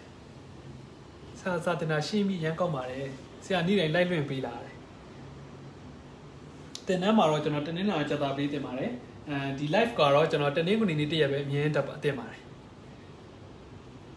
တက်ဖြစ်အောင်တက်ပါတယ်တကယ်အကျိုးရှိပါတယ်မဖြူကျေးဇူးတင်ပါတယ်အားလုံးမှန်တယ်၃ခုမှန်တစ်ခုမှားသွားပါတယ်ဆရာတဲ့ကိစ္စမရှိပါဘူး၃ခုမှန်တစ်ခုမှားသွားတယ်၃မှတ်ရနေပါပြီအဲဆိုရင်တော့ကျေးဇူးပါဆရာတဲ့ကျေးဇူးပါတဲ့ဟုတ်ငယ်ဆရာတင်တဲ့တက်ရင်းနဲ့ညံရင်ပိုကောင်းလာလိမ့်မယ်အာမခံပါတယ်မမတဲ့ကျေးဇူးတင်ပါတယ်တကယ်တင်တဲ့သားတွေပြောနေတဲ့ feedback တွေပါအသက်63နှစ်တင်တဲ့တက်လို့ရပါလားလိုက်မိပါလား ကျွန်တော်ရှိမှတင်တဲ့လူတွေအသက်80တောင်ပါပါတယ်တက်လို့ရပါတယ်အသက်အရွယ်ဒီကန့်သက်ချက်တစ်ခုပါပဲဘာမှတက်လို့မရစရာအကြောင်းမရှိပါဘူးတင်တဲ့ပုံမှာတက်ရမလဲဆရာရတယ်တင်တဲ့ online မှာတက်တာပါဒါဆိုရင်ကျွန်တော်ပြန်ပြောပြပါမယ်အားလုံး revision ကျွန်တော်ပြန်ပြောပါမယ်ဒီနေ့သင်ခန်းစာလေးအတွက်ပါfluid electrolyte ဆိုတာရေနှစ်ဓာတ်စားအကြောင်းပြောတာဖြစ်ပါတယ် fluid electrolyte ဆိုတာရေနှစ်ဓာတ်စားအကြောင်းပြောတာဖြစ်ပါတယ်ရေဆိုတာ water ပါ water တော့အကုန်လုံးသိပါတယ်ရေဒီကိုယ်ခန္ဓာမှာ60%ကိုယ်ခန္ဓာတစ်ခုလုံးရဲ့60%ကိုရေနဲ့ဖွဲ့စည်းထားတာဖြစ်ပါတယ်ဥပမာကိုယ်ခန္ဓာထဲမှာ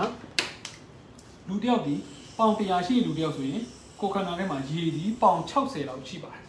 အဲ့ဒါဒီ60%နဲ့ဖွဲ့စည်းထားတာဖြစ်ပါတယ်အဲ့ဒါ factors အဲ့တော့ရေဓာတ်ကဘယ်အချက်လက်တွေနဲ့ကျွန်တော်တို့လွှမ်းမိုးထားတာလဲဘယ်အချက်လက်တွေနဲ့ရေနဲ့လွှမ်းမိုးမှုရှိပါလဲနံပါတ်1ဒီ age ပါ age ဆိုဒီမှာအသက်ဖြစ်ပါတယ်အဲ့တော့အသက်ဆိုတာမွေးကင်းစကလေးတွေမှာကျွန်တော်တို့ရေဒီ85%ထိပါဝင်ပါတယ်မွေးကင်းစကလေးတွေမှာရေဒီ85%ထိရှိပါတယ်အရွယ်ရောက်ပြီးသားလူငယ်တွေမှာရေဓာတ်ဒီကိုယ်ခန္ဓာတစ်ခုလုံးရဲ့60%ရှိပါတယ်မွေးကင်းစကလေးတွေမှာကိုယ်ခန္ဓာရဲ့85%ဒီရေဓာတ်နဲ့ဖွဲ့စည်းထားပါတယ်အရွယ်ရောက်ပြီးသားလူတွေရဲ့60%ဒီရေဓာတ်နဲ့ဖွဲ့စည်းထားပါတယ်နံပါတ်2ကတော့ sex ပါကျားမကိုပြောတာဖြစ်ပါတယ်ကျားမကယောက်ျားလေးဒီ main ကလေးတဲ့ရေဓာတ်ပိုများပါတယ်ဒီမှာတချို့တွေမှားကြမယ်ထင်ပါတယ်ယောက်ျားလေးဒီ main ကလေးတဲ့ရေဓာတ်ပမာဏပိုများပါတယ် body weight ကကိုယ်ခန္ဓာအလေးချိန်ဖြစ်ပါတယ်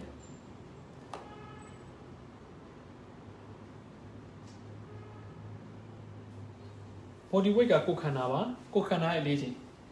ရေဓာတ်ကိုယ်ခန္ဓာအလေးချိန်များလေလေရေဓာတ်များလေဖြစ်ပါတယ်ကိုယ်ခန္ဓာအလေးချိန်များလေလေရေဓာတ်များလေလေဖြစ်ပါတယ်အဲ့တော့ကိုယ်ခန္ဓာအလေးချိန်ဒီရေနဲ့ဓာတ်ရိုက်အချိုးကျတာဖြစ်ပါတယ်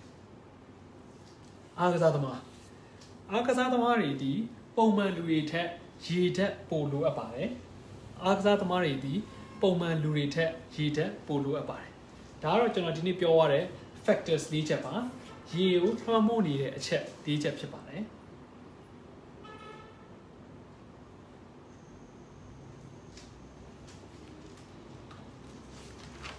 ကျွန်တော်အားလုံးသိချင်တဲ့ဒီသင်တန်းအကြောင်းကိုကျွန်တော်ဒီမှာရေးပြပေးမှာဖြစ်ပါတယ်ကျွန်တော်ရဲ့သင်တန်းအသစ်ကတော့ batch 2ပါ batch 2ဆိုတာအမှတ်စဉ်2ပါအခုလက်ရှိတင်နေတဲ့အတန်းကတော့ batch 1ဖြစ်ပါတယ်စီးပွားကျွမ်းကျင်တင်တဲ့ batch 2ကိုကျွန်တော်ကစက်တင်ဘာ1ရက်နေ့မှာကျွန်တော်ဖွင့်လှစ်ပေးမှာဖြစ်ပါတယ်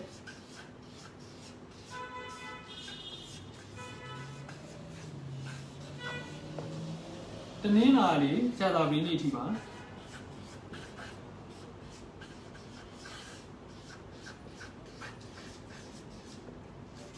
9နာရီည9နာရီ9နာရီအထိပါတနေ့ကို2နာရီတင်ပေးပါတယ်4ရက်စရိုက်ကျွန်တော်တင်ပေးမှာဖြစ်ပါတယ်အဲ့တော့ကို9နာရီ9နာရီတနေ့ညကြာသပတေးမှာအားလို့ဆိုလဲဘာမှအစိုးရိမ်စရာမရှိပါဘူးသင်ခန်းစာတွေကိုကျွန်တော်ဒီတိုင်းထားတဲ့အတွက်ကြောင့်အချိန်မရွေးပြန်ကြည့်လို့ရပါတယ်သင်ခန်းစာတွေကျွန်တော်ဒီတိုင်းပဲထားတဲ့အတွက်ကြောင့်အချိန်မရွေးပြန်ကြည့်လို့ရပါတယ်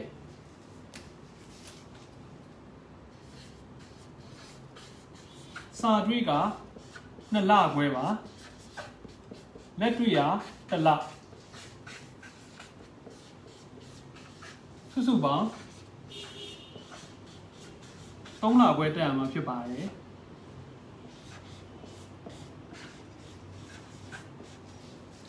စာတွေ့က2လခွဲလက်တွေ့က1လစုစုပေါင်း3လခွဲတက်ရမှာဖြစ်ပါတယ်အားလုံးသိချင်တာကတော့သင်တန်းကြီးတင်ပါတယ်သင်တန်းကြီးကိုကျွန်တော်ရေးပြပါမယ်ပုံမှန်ကျွန်တော်လေတကယ်လဲဆိုရင်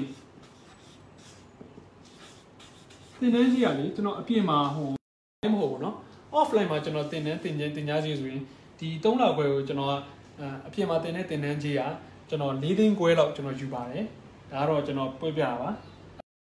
online မဟုတ်ဘဲနဲ့ offline မှာတင်တဲ့သင်တန်းကြီးကကြတော့၄သိန်းခွဲလောက်ယူပါတယ်ဒါပေမဲ့၄သိန်းခွဲကြပါတယ်ဒါပေမဲ့ကျွန်တော်ဒီ online မှာတင်တဲ့သင်တန်းကြီးကကြတော့ online မှာတင်တဲ့သင်တန်းကြီးကကြတော့ကျွန်တော်ကနှစ်ခုပေါင်းကို3သိန်း4တောင်း8000ပဲကျတင်ပါတယ်နှစ်ခုပေါင်း online မှာတင်တဲ့သင်တန်းကြီးက3သိန်း4တောင်း8000ပဲကျပါတယ်ဒါပေမဲ့အထူးအစီအစဉ်တစ်ခုရှိပါတယ်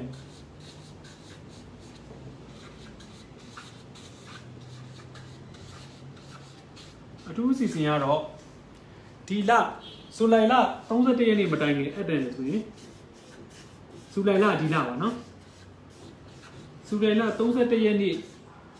မတိုင်ခင်အပ်မယ်ဆိုရင်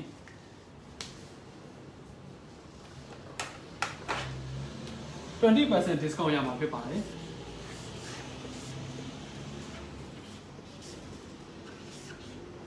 အားလုံးဘယ်လောက်ပဲကြာမလဲဆိုတော့2,980,400ပဲကြာပါမှာ9,000လောက်တက်တာပါတယ်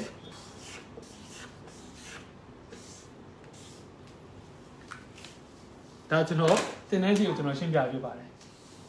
9,000လောက်တက်တာပါတယ်တကယ်ကြာမှာ2,980,400ပဲကြာပါတယ်အဲ့တော့ဖုန်းနံပါတ်ကတင်တဲ့ agent လေဆိုရင်ဖုန်းနံပါတ်က39ဖုန်းနံပါတ်တော့ရေးဖို့နေရာမရှိတော့ဒီနောက်ရေးလိုက်ပါမယ်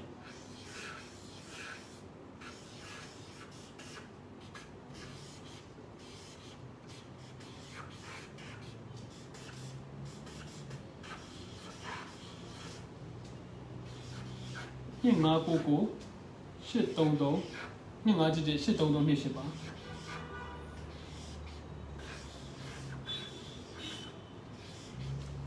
Messenger မှာလည်း chat box မှာလည်းမေးလို့ရပါတယ်။ဒါကဖုန်းနံပါတ်ဖြစ်ပါတယ်။ဖုန်းဆက်ပြီးတော့လည်းအပ်လို့ရပါတယ်။39 2511 83328ဖြစ်ပါတယ်။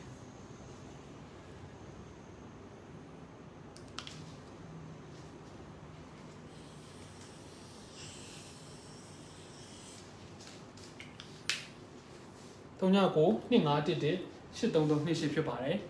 ။ဖုန်းနံပါတ်ကိုမိလိုက်တဲ့လူတွေတစ်ချက်လောက်ရေးပေးပါ။ဖုန်းနံပါတ်ကလည်းကျွန်တော်အခုပြောတာကိုမရှင်းဘူးဆိုရင်အဲ့ဒီဖုန်းမှာလည်းပြန်ပြီးလို့ရပါတယ်သူတို့ရှင်းပြပါလိမ့်မယ်39 2511 83328ဖြစ်ပါတယ်39 2511 83328ဖြစ်ပါတယ်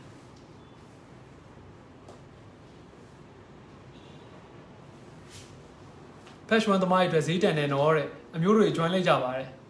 Viber ဖုန်းနံပါတ်က Viber သုံးလားဆရာဟုတ်ကဲ့ဖုန်းနံပါတ် Viber လည်းသုံးပါတယ်နိုင်ငံခြားလူတွေဒါ Viber တွေဆက်သွယ်လို့ရပါတယ်နိုင်ငံခြားလူတွေ Viber တွေဆက်သွယ်လို့ရပါတယ်ဟိုမှာ batch 1အတွက်တဲ့batch 1အတွက်တက်တာတွေတဲ့မတင်နေဝင်ပြပြပြပါတယ် batch 1အတွက်တက်တာတွေ join လိုက်တယ်ဖုန်းနံပါတ်မိရေးလူတွေတစ်ချက်လောက်ရေးပေးပါ comment မှာ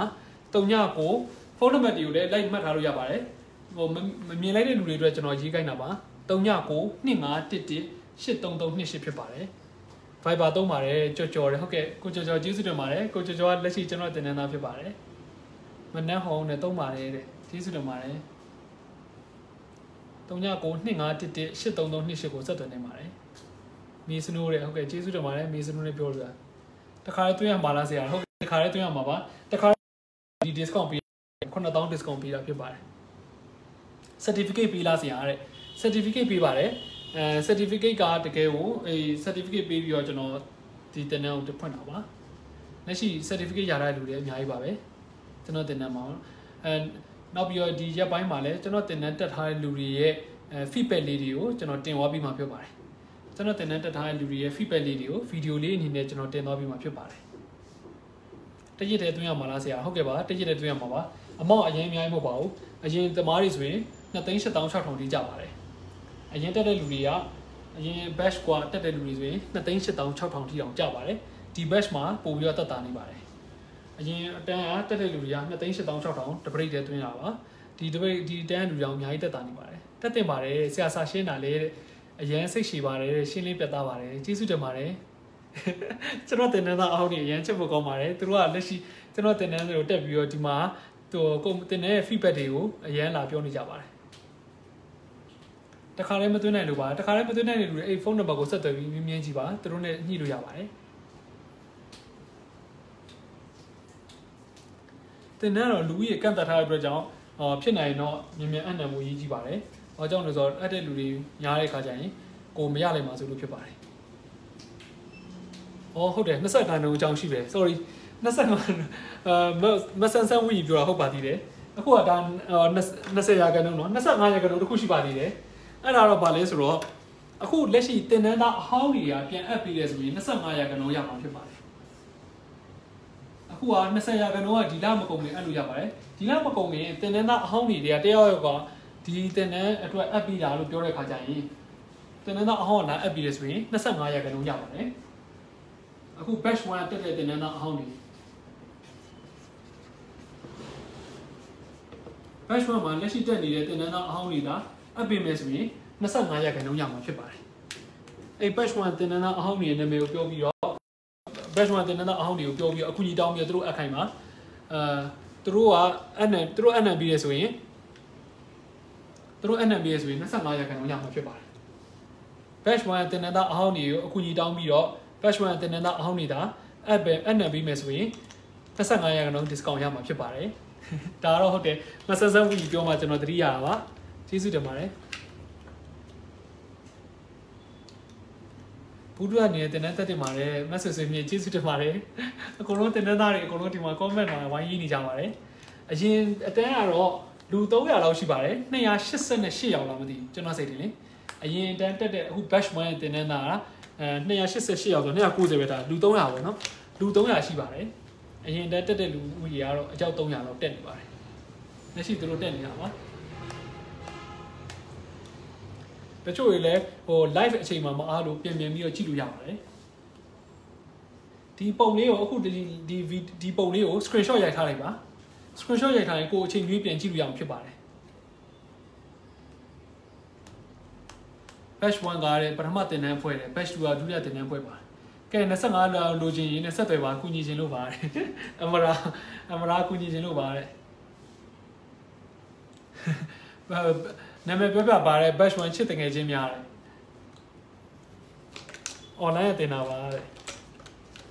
batch 1လူတွေ FPS ဆိုရင်25နှုန်းရမှာဖြစ်ပါတယ်25ရာခိုင်နှုန်းဆိုကျွန်တော်စိတ်တွေဟို2သိန်းခွဲလောက်ပဲကြာမှထင်တယ်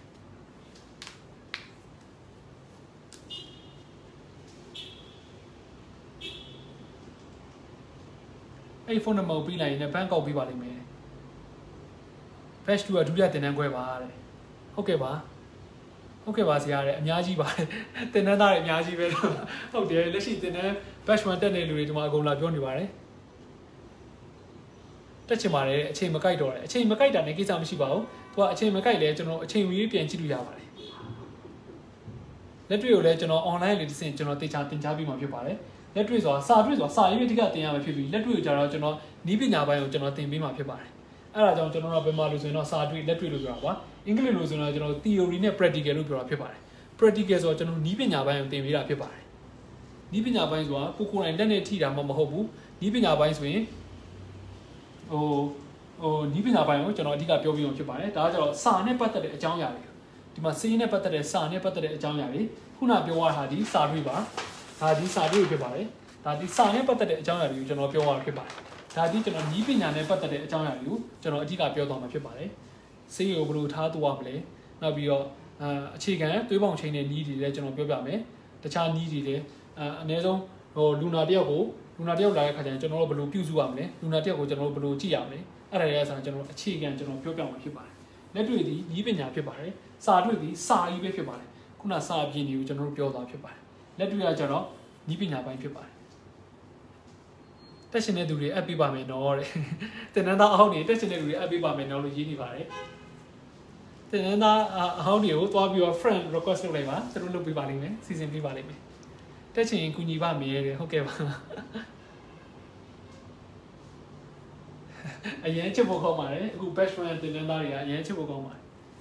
သူတို့ကတော့တက်ကြွနေအကုန်လုံးဖြည့်နေကြပါတယ်တချို့ဟာတွေကျွန်တော်မဖြည့်မိဟာတွေတော့သူတို့လိုက်ဖြည့်နေပါတယ်သူတို့ကအဲ့လောက်ကူညီနေကြတော့တွေ့ရတွေ့ကျွန်တော်ရင်ဝမ်းသာပါတယ်။အော်ဆိုသူတို့နဲ့ကျွန်တော်တို့ကတကယ်ကိုမိသားစုဝင်လို့နေနေကြတာပါ။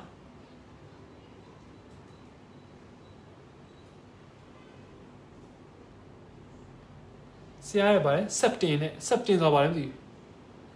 ။ septin ကိုနေ့တိုင်းတောက်ရင် septrin ကိုထင်တယ်နော်။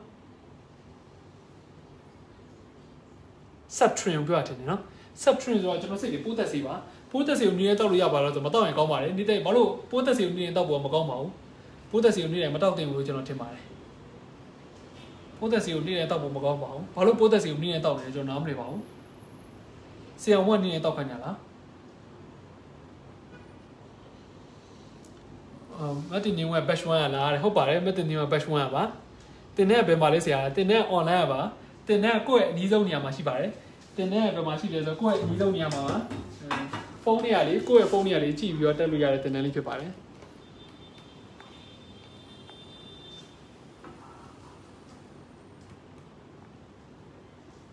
အဲ့ဒီတိုင်းပဲထားလိုက်ပြီးရောတယ်ဘာလို့ပြောလဲမသိဘူး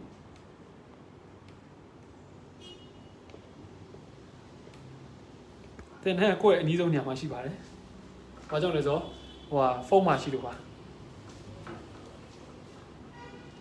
တင်တဲ့ပြီးရင်တင်တဲ့စီးလေးပြီးပါလားဆရာပြီးပါတယ်တင်တဲ့ပြီးရတယ်ကျွန်တော်တင်တဲ့စီးလက်မှတ်ပြီးပါတယ်နောက်ပြီးတော့အကယ်၍စေးဆိုင်နဲ့ပတ်သက်လို့အခုညီလိုချင်တယ်ကျွန်တော်လက်တွေ့မှာကျွန်တော်ပြောပြပါမယ်လက်တွေ့အချိန်မှာစေးဆိုင်နဲ့ပတ်သက်လို့ဘယ်လိုမျိုးကျွန်တော်တို့တွားပြီးတော့ size license တွေပါရှောက်အောင်လဲဆိုတော့အစိုးရမှာဘယ်လိုမျိုး license ရှောက်အောင်လဲဆိုတဲ့အချက်တွေပါကျွန်တော်သိချသင်ပေးပါမယ်စေးဆိုင်တွေမှာဟိုအစိုးရရှိမှာဘယ်လိုတွားပြီးတော့ license ရှောက်အောင်လဲဆိုတဲ့အချက်တွေပါကျွန်တော်သင်ပေးပါမယ်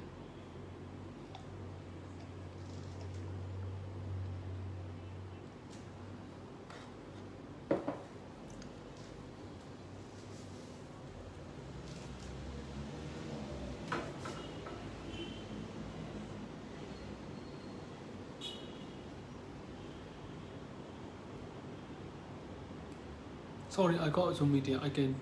do join in if I need. အခုကြည့်နေသူတွေမှာလည်းအသက်တွေတက်ရှင်ရဲ့အမရာကိုတဲ့ app ပါရှိကူညီပါမယ်ရှင်အကုန်25တော့ပြောတာပါဒေါက်တာတဲ့ဆရာတဲ့ folic ကိုတဲ့နေ့တိုင်းတောက်လို့ရလားဆရာတဲ့ရပါတယ်နေ့တိုင်းတောက်လို့ရပါတယ် folic အစစ်အသက်ရှင်သူများ messenger မှာလာ highlight ပါတဲ့ app ပေးပါမယ်ဟုတ်ကဲ့ပါကူညီနေတယ်နော်တဲ့ကူညီရတွေအများကြီးပါတယ်အဲ့လာမယ်နော်တဲ့ဟုတ်တယ်ညီမလေးတဲ့မတင်နေဝင် batch 1ကပါတယ်ဟုတ်ကဲ့ပါနောက်ကျသွားတယ်ဆရာတဲ့နောက်ကျသွားလဲပြန်လုပ်လို့ရပါတယ်နောက်ကျသွားလဲကိစ္စမရှိပါဘူး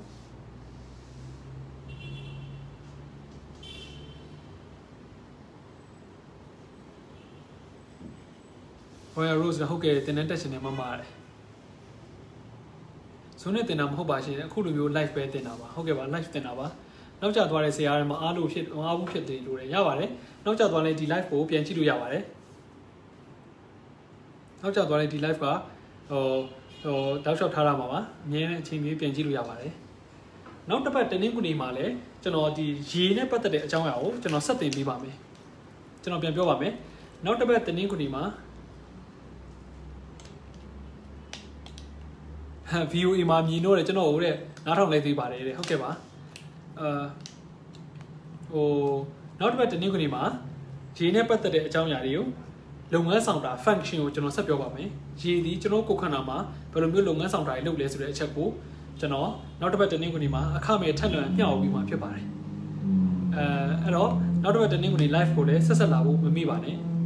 ဟန်ဒီထွေးတွေကျေးဇူးတင်ပါတယ်ဆရာစဉ်းစားနေတာတဲ့ဆရာတဲ့ USA ကနေပါတယ်ကျွန်တော်တင်နန်းသားမှာ USA ကတင်နန်းသားတွေရှိပါတယ်ပါပါတယ်USA မှာမက်ဟန်ဒီထွေးကိုတင်နန်းသားတယောက်လောက်ရှင်းပြလိုက်ပါ USA ကတင်နန်းသားတွေပါပါတယ်ကျွန်တော်ရဲ့တင်နန်းသားတွေထဲမှာသူတို့လည်းတက်နေပါတယ်အဲ့တော့ဟိုပြဿနာမရှိပါဘူး USA ကလူတွေလည်းလာပြီးတော့တက်လို့ရပါတယ်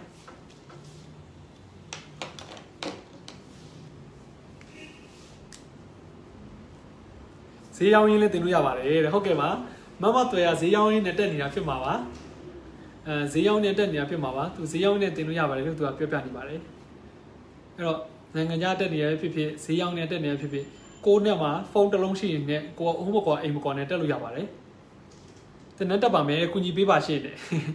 မန်ညိုလေးကတင်နဲ့တက်ပါမယ်ကုညီပေးပါရှင်းတယ်တားနေနေနောက်ကျသွားတယ်နော်တဲ့ဟုတ်ကဲ့တားရပါတယ်တားနေနေနောက်ကျသွားသိပါတယ်နည်းနည်းမို့တော်တော်နောက်ကျနေပါပြီဒါမနေ့ပြန်ပြန်စုပ်ပါမယ်ရှင်းဟုတ်ကဲ့ပါမနေ့ပြန်စေးကမ်းမှာပြန်တွေ့ပါမယ်ကျွန်တော်စေးကမ်းပြတာကျွန်တော်သိပါတယ် ညာလို OD မရှိတယ်မှန်ပါတယ်ပညာလို OD မရှိပါတိတ်ကောင်းပါတယ်နော်စကားလေးကဆရာညပိုင်းချွေးတရိများပြီးနေ့ပိုင်းချောင်းလဲမဆိုးတယ်ချောင်းလဲမနာပဲဘာဖြစ်လို့လဲသိချင်ပါတယ်မြမတင်ပေးပါတဲ့ညပိုင်းမှာချွေးတရိများပြီးဟုတ်ပါတယ်ကျွန်တော်တို့ညမှာဆိုရင်ပို့ပြီးတော့ secretion တွေပို့ထွက်ပါတယ်မနေ့ဘက်ဆိုရင်ကျွန်တော်တို့ပို့ပြီးဟောဖြစ်ပါတယ်ဘာကြောင့်လဲဆိုတော့ညဘက်မှာရာသီဥတုကနည်းနည်းလေးအေးဝါလဲပါတယ်ညဘက်ကသဘာဝအရာကျွန်တော်တို့ secretion ပို့ထွက်တတ်ပါတယ်ဒါကြောင့်ညဘက်ကနည်းနည်းလေးပို့ရတတ်ပါတယ်ဒီနေ့ live အချိန်မီလိုက်ဘူးတဲ့မနေ့ပြန်မှာပြန်ကြည့်ပါမယ်ဆရာတဲ့အချိန်မီပြန်ကြည့်လို့ရပါတယ်တင်နေတာအစ်စ်တွေကိုလည်းတင်နေတာအစ်စ်တွေကိုလည်းတင်နေတာအဟောင်းတွေကကူညီပေးဖို့အဆင်သင့်ဖြစ်နေပါတယ်အလုတ်သွားရင်ကားစီးနဲ့လည်းတက်လို့ရပါတယ်နော်တဲ့အမရာဆိုရင်အလုတ်သွားတဲ့အချိန်မှာကားစီးနဲ့လမ်းပေါ်မှာသူတက်နေကြပါဘာစေးတောက်ရမယ်ကိုအလင်းပြပြီးပါတယ် antihistamine တောက်ပါမနက်ဟောင်း antihistamine လေးပဲတောက်တာပါတိတ်အများကြီးမလိုပါဘူးကိုကြိုက်တဲ့ antihistamine တစ်မျိုးမျိုးတောက်တာပါညဘက်ပဲတောက်လို့ရပါတယ် 1HS လေးတောက်တာပါနော် 1HS ကိုတက်တာအထိတစ်ပတ်လောက်ပဲတောက်တာပါတက်တာပါပါလိမ့်မယ်သမီးလည်းတက်ချင်ပါတယ်ဆရာတဲ့ဟုတ်ကဲ့ပါတက်ချင်တဲ့လူတွေကိုအခုဒီတင်နန်းသားအဟောင်းနေရာအပ်ပေးမယ်ဆိုရင်25ရာခိုင်နှုန်း discount ရမှာဖြစ်ပါတယ်အဲ့တော့တက်ချင်တဲ့လူတွေများဒီတင်နန်းသားအဟောင်းတွေကိုဆက်သွယ်ပြီးတော့သူတို့အခိုင်းလိုက်ပါသူတို့လုပ်ပေးပါလိမ့်မယ်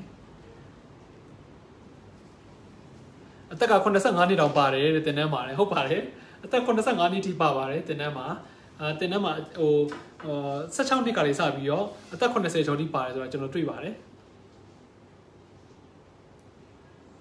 မက်ဆေ့ဆရာမဆရာပြောတဲ့စေးတုံးနေတာတဲ့အဆင်ပြေပါတယ်ဆရာတဲ့ဟုတ်ကဲ့ပါခင်ဗျအဆင်ပြေတော့တွေ့ရဝမ်းသာပါတယ်အကူပါမယ်တဲ့အကူညီလိုရင်ပြောတော့တယ်ညီမလေးတဲ့ဟုတ်ကဲ့ပါတင်နန်းသားအဟောင်းနေရလာပြီးအကူညီနေပါတယ်အခုမှအားလို့ပါဆရာတဲ့အချိန်မကိုက်ဘူးဖြစ်နေလို့ပါတဲ့ပြန်ကြည့်လိုက်မယ်ဆရာတဲ့ဟုတ်ကဲ့ပြန်ကြည့်လိုက်ပါပြန်ကြည့်လိုက်တဲ့ခါကျရင်ကျွန်တော်ဒီနေ့တင်တဲ့အကြောင်းတွေလည်းကျွန်တော်ရှင်းပြထားရှိပါတယ်အဲ့ဒါလေးကိုအကုန်လုံးသေချာပြန်ကြည့်လို့ရပါတယ်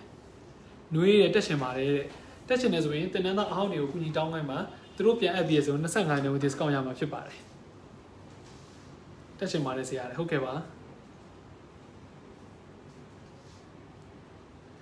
ဆရာရဲ့အိတ်ဆေးကြာရင်နဲ့စိုးချိုးရှိပါသလားတဲ့ကျွန်တော်တင်နန်းသားတွေမေးလိုက်ပါကျွန်တော်တင်နန်းသားတွေအကုန်ကျွမ်းနေပါပြီ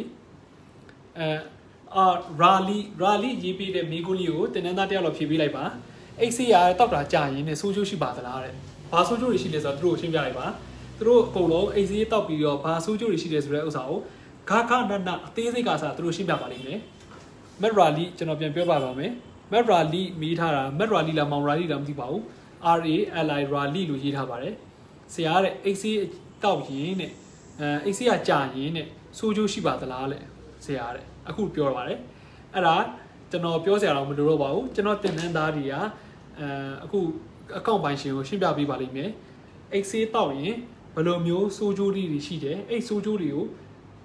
တေးစိတ်ကအစခါခနနတိတိချာချာသူရှင်းပြပါလိမ့်မယ်ဘာကြောင့်လဲဆိုတော့သူတို့ဒီတင်နန်းမှာစေးအကြောင်းကိုတေချာနောချင်နေပါပြီသူတို့ပြောပြပါလိမ့်မယ်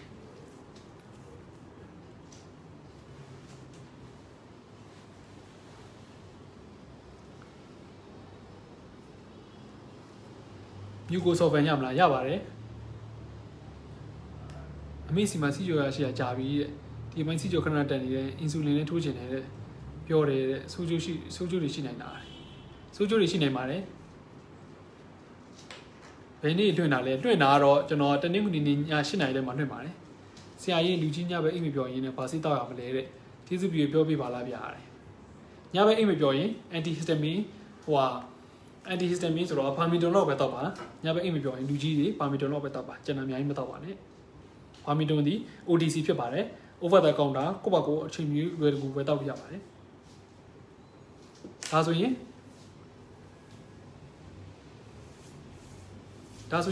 ကျွန်တော်ဒီနေ့ live season ကိုဒီမှာပဲဒီနေ့ live season ကိုကျွန်တော်ဒီမှာပဲအဆုံးသတ်ပါမယ်